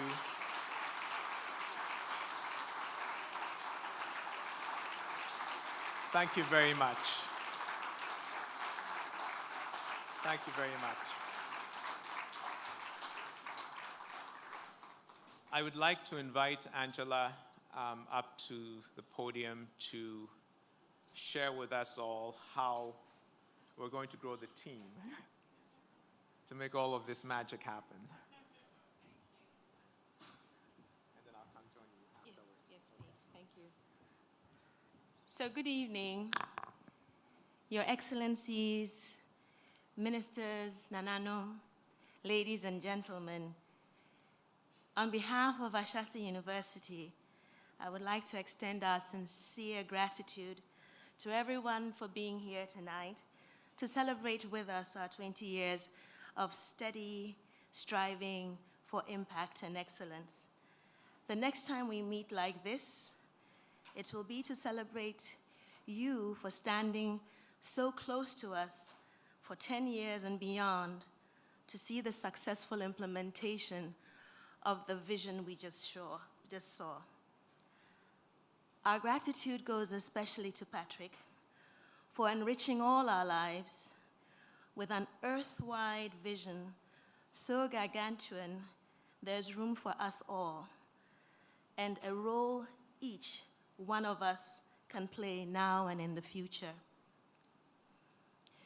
Permit me to probe a bit into Patrick's mention of strengthening the core and using terms associated with the layers of the earth. I would like to speak to the inner core of the core. At the innermost of all we are is that we are in the business of the learning of others. One lecturer said about student learning, and I quote, "I was pretty confident that when students produced a right answer, by which I mean they produced an answer that sounded like something that I had said or something that the book said, I was relatively satisfied and tended to believe that they also had some understanding behind that answer, that it just wasn't verbatim information, but that they had some deeper grasp of it." End of quote. At Ashesi, we agree that such an assumption would be irresponsible, to say the least, and have opted to build a culture of the scholarship of teaching and learning, developed through work by Ernest Boyer, a former president of Carnegie Teaching Advancement, a US Commissioner of Education during Carter's time, and a chancellor for a New York university. It's a little over 30 years ago that he started his effort to set out to elevate the work of university faculty. SOTL, as it is, the acronym for it, is the intellectual work that faculty members do when they use their disciplinary knowledge to investigate a question about their students' learning, gather evidence in a systematic way, submit their findings to peer review, and make them public for others to build upon. That's according to Lee Schulman. What does that mean on a university campus? So Barr and Tagg say that the purpose of college is no longer to provide instruction alone, but to do that is like saying that General Motors' business is to operate assembly lines, or that the purpose of medical care is to fill hospital beds. No, instead, we now see that our mission is not instruction, but rather of producing learning with every student by whatever means works best. What does that look like? It's looking at the tenets of the scientific research application to teaching. In research and scholarship, you typically would identify a problem, analyze it, look for data, empirically test it, and publicly share. But when a faculty member or a teacher has a problem, they hide it. Their reaction is, do not let anyone know, and to attempt to fix it all by themselves. And anyone asking about their problem is seen as an accusation. In the subtle culture that we plan to produce, or to culture, or to cultivate, is to give permission to treat the teaching problem just as you would treat a research problem. We're looking at a mindset shift to focus on understanding and addressing students' learning. Poole from the University of British Columbia tells how SOTL involves a shift from an imperative of proof to an imperative of understanding, from an imperative of generalizability to the complexity of student-teacher relationships, and to respect that complexity and the attempt to understand it is even more important. Why will this thrive at Ashesi, where the focus is on STEM, grounded on the liberal arts, and where we have an initiative such as Education Collaborative? Huber and Sherwin say that the disciplinarity of SOTL, coming from various academic disciplines with different disciplinary styles, all empower the scholarship of teaching and learning, where scholars choose certain problems, use bespoke methods, and present their research in diverse ways. One of the strengths it has is the ability to vary perspectives. It presents to understand and improve teaching and student learning. It mitigates discipline-specific styles that can constrain one's willingness to read literature on teaching and learning from other fields, which may limit pedagogical and scholarly imagination. While it may draw its strength from being situated in a discipline and a particular style, each practitioner's growth in knowledge also comes at the borders of diversity and disciplinary imagination. For example, two researchers, a literary scholar and a biologist who collaborate. That idea of exchanging, cross-pollinating, and working together to understand more broadly and with complementary skills is what we're looking for. In subtle research, you must aggressively listen to your students and observe their learning. So who do we do this work for? In subtle, we do this work for teachers across higher education to improve teaching and to help faculty understand student learning. Subtle, as part of the Teaching Commons, is an emergent conceptual space for exchange and community. I began with some reference to the Earth and its core layers. Like geoscientists who cannot study the inner core because it's too hot directly, according to National Geographic, all information about the core has come from sophisticated reading of seismic data, analysis of meteorites, lab experiments, and with temperature and pressure, and computer modeling. I believe the reverse is true. And what we do at the inner core is what manifests and is measured. What we do in education shapes how it responds. We have a treasure at the inner core, according to National Geographic. One geoscientist calculated that there are 1.6 quadrillion tons of gold in that inner core. And that amount of gold is enough to gild the entire surface of the planet 1/2 meter thick. At that inner core, if we do it right, we will be able to have 1/2 meter thick of the kind of learners and educated graduates that we want for ourselves and the world. Thank you so much again.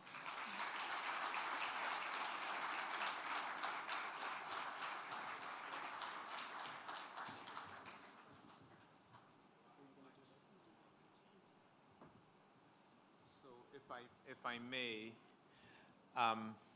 I would like, the strategic plan that I just presented was a multi-stakeholder effort. And it involved lots of people at the university.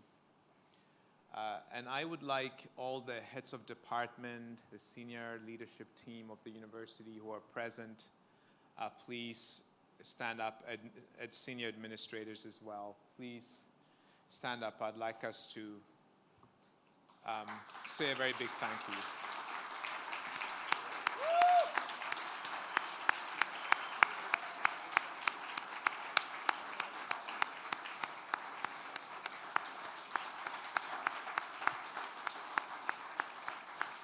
So thank you very much. And I wanted to give you this special recognition because, the first strategic plan was just Nina and Nina, you stand up too, please. Co-founder.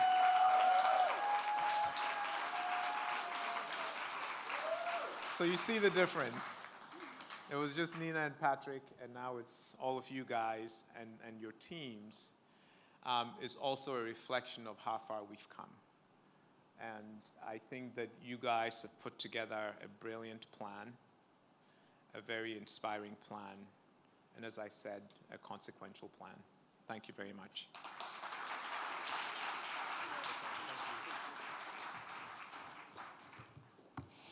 Ladies and gentlemen, are you as inspired as I am by what Ashesi is seeking to do in the next 10 years? Can you show me how excited you are by a round of applause? I thought you'd be a little more excited than that. Can you show me again?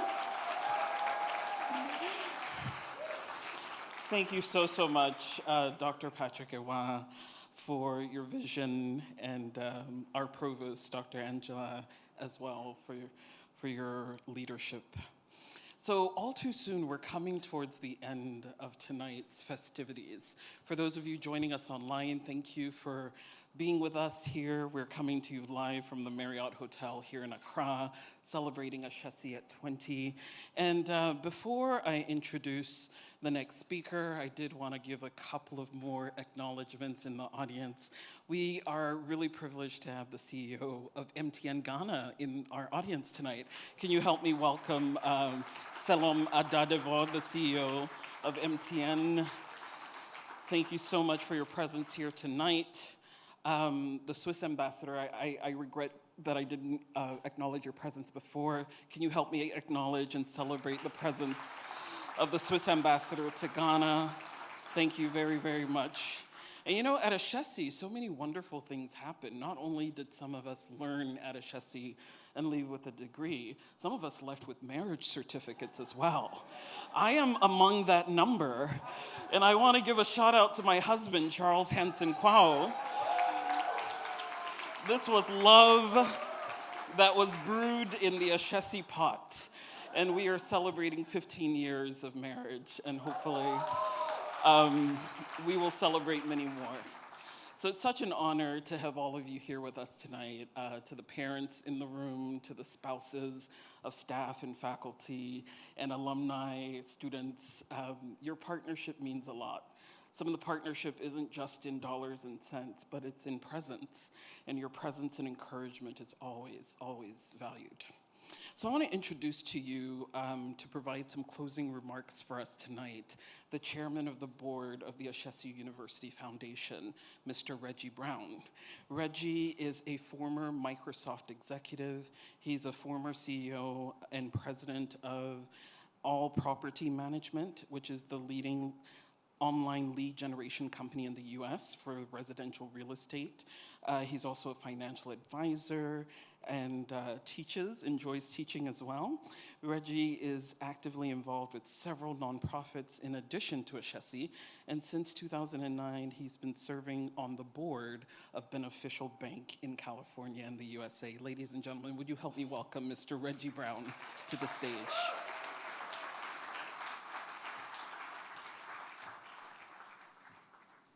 And I apologize before you come up. The security team here at the hotel wants me to reiterate that there's a Toyota Highlander with registration GC 306522.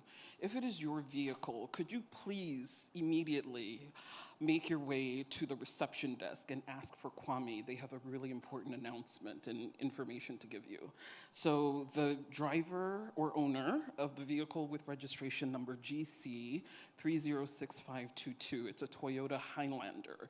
Could you please immediately go to the hotel reception desk and ask for Kwame from the security team? Thank you very much. Mr. Reggie Brown.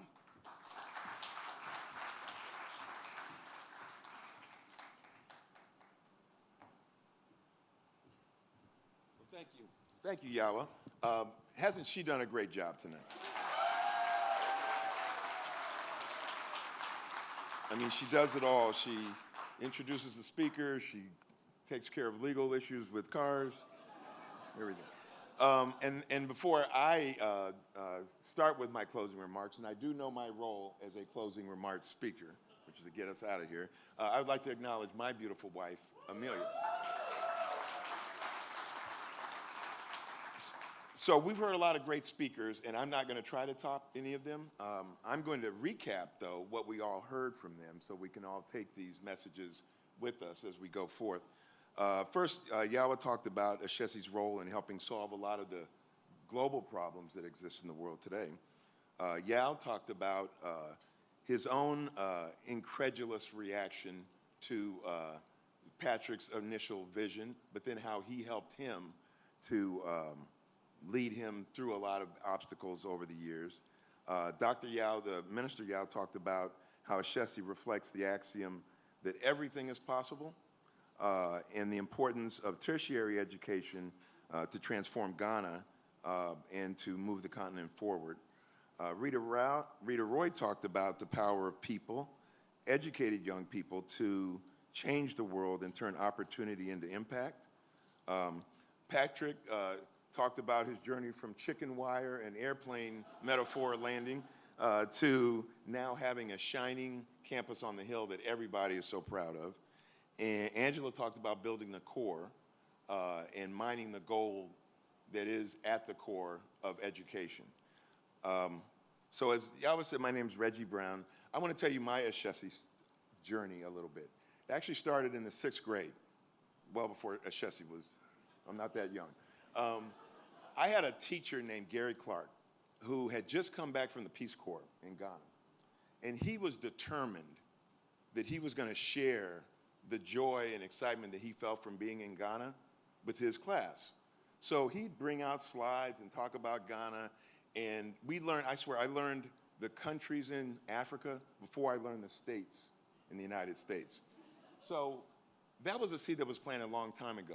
As an African American, it let me know that there was a place that I belonged, a place that I had a heritage from. And it was very powerful, and it always carried forward to me. Fast forward to 2002, I'm in Microsoft, and a guy tells me this story. He says, yeah, there's this guy from Ghana. He's going to go back and start a college in Ghana. I said, wow, that's really, that sounds really hard. I wish him luck. I said, but if that ever happens, boy, do I want to be part of that. Okay, that was 2002. 2013, Amelia and I come to Ghana on a trip, and all that magic that I had heard about in the 6th grade came forth. And I was like, oh my God, you know, this is the place. I've got to be involved here. Fast forward to 2016, Patrick, who I never met before, is at Microsoft getting an alumni, a distinguished alumni award for building this college in Ghana. And he gave one of his, you know, sort of low-key but stirring speeches about, you know, what he's done and everything. And I said, okay, this is it. So he's leaving the event, and I'm going to track him down, right? And so he's walking across, and I'm walking really fast, trying to catch up with him. And I think he saw me out of the corner of his eye, because I think he started looking at other exits, looking to see what's this guy doing and everything. And basically, I came up, I just told him how proud I was, and I wanted to get involved and all that. And about a year later, I was on the board. So that's my journey. And the thing that I'm so excited about is that this school encompasses, and our strategic plan encompasses the things that matter most to me, which is transformational education and sharing economic prosperity. And clearly, the strategic plan that we have in place is going to do that now, not only more in Ghana, and not only, I believe, on the continent, but I think the kinds of ways that we are innovating learning is going to have an impact on the world.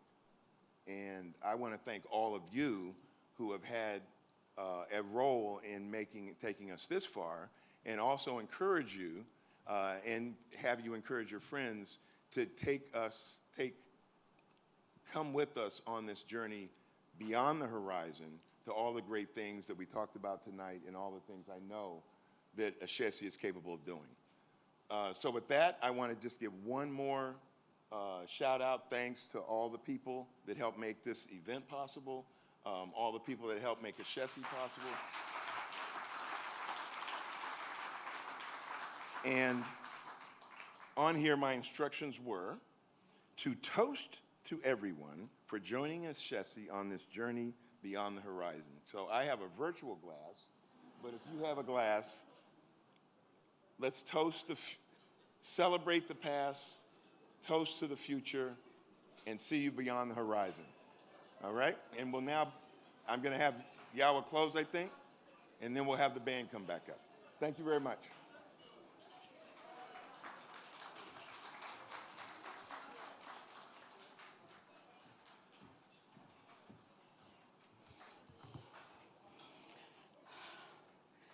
So ladies and gentlemen, we've come to the end of tonight's festivities. I'm kind of sad. I don't know if you are, but I've had a wonderful time, and I hope you have too. I hope you've enjoyed learning more about Ashesi. I hope that you feel inspired to get involved with us. I hope that each of you will go to ashesi.org and explore the various ways you can stay in touch and stay involved with our mission and vision in the years to come. You might notice a box on your table. If you take it out, this is our gift to you for coming tonight. It's a beautiful piece that I hope will be in each of your houses when I come visit. So this is produced by a wonderful Ashesi alumni business, and on the back is an explanation of these very unique Adinkra symbols that we hope will remind you of the values and principles that we stand for here at Ashesi University. So please make sure you take your box with you. This is our gift to you. We also wanted to make sure that you spent a little time getting to know other people before you leave. So the greatest band, which is both the name and the description, will remain on the stage and give us music. So please, I want to dance with as many of you as possible. So if you'd stick around for 30 minutes and let's boogie it out, meet and greet as many people as you can. We want to build a strong community of friends and partners in this room. And last but not the least, if you are the owner of that vehicle the security team at the hotel would love for you to come by the reception and ask for Kwame. It's a Toyota Highlander, and you got it before, didn't you? But I'm going to tell you again, it's GC3065-22. Urgently see the security team. It's been my honor being your MC tonight. Have a wonderful evening.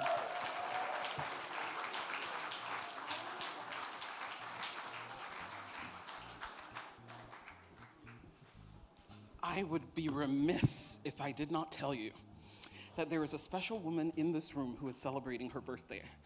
And I hope you do not mind my voice if I lead us in singing happy birthday to Mrs. Rebecca Iwa. Will you indulge me and help me sing? Happy birthday to you. Happy birthday to you. Happy birthday, happy birthday. Happy birthday to you. To those of you who joined us online, thank you very much. Have a good night. And let's dance. I hope to dance with as many of you as possible. Thank you.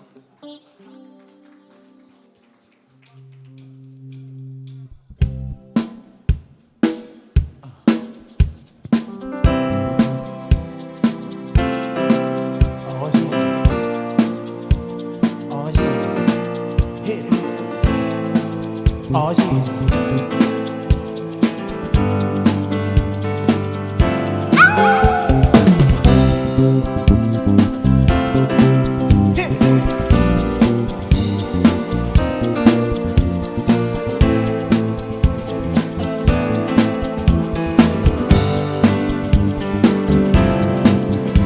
You know, it doesn't make my sense.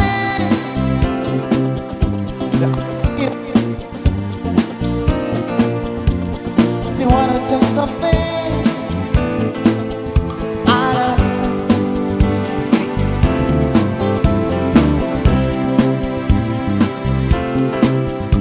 that there ought to be a time that we can sit aside to show just how much we love you. And I'm sure you would agree.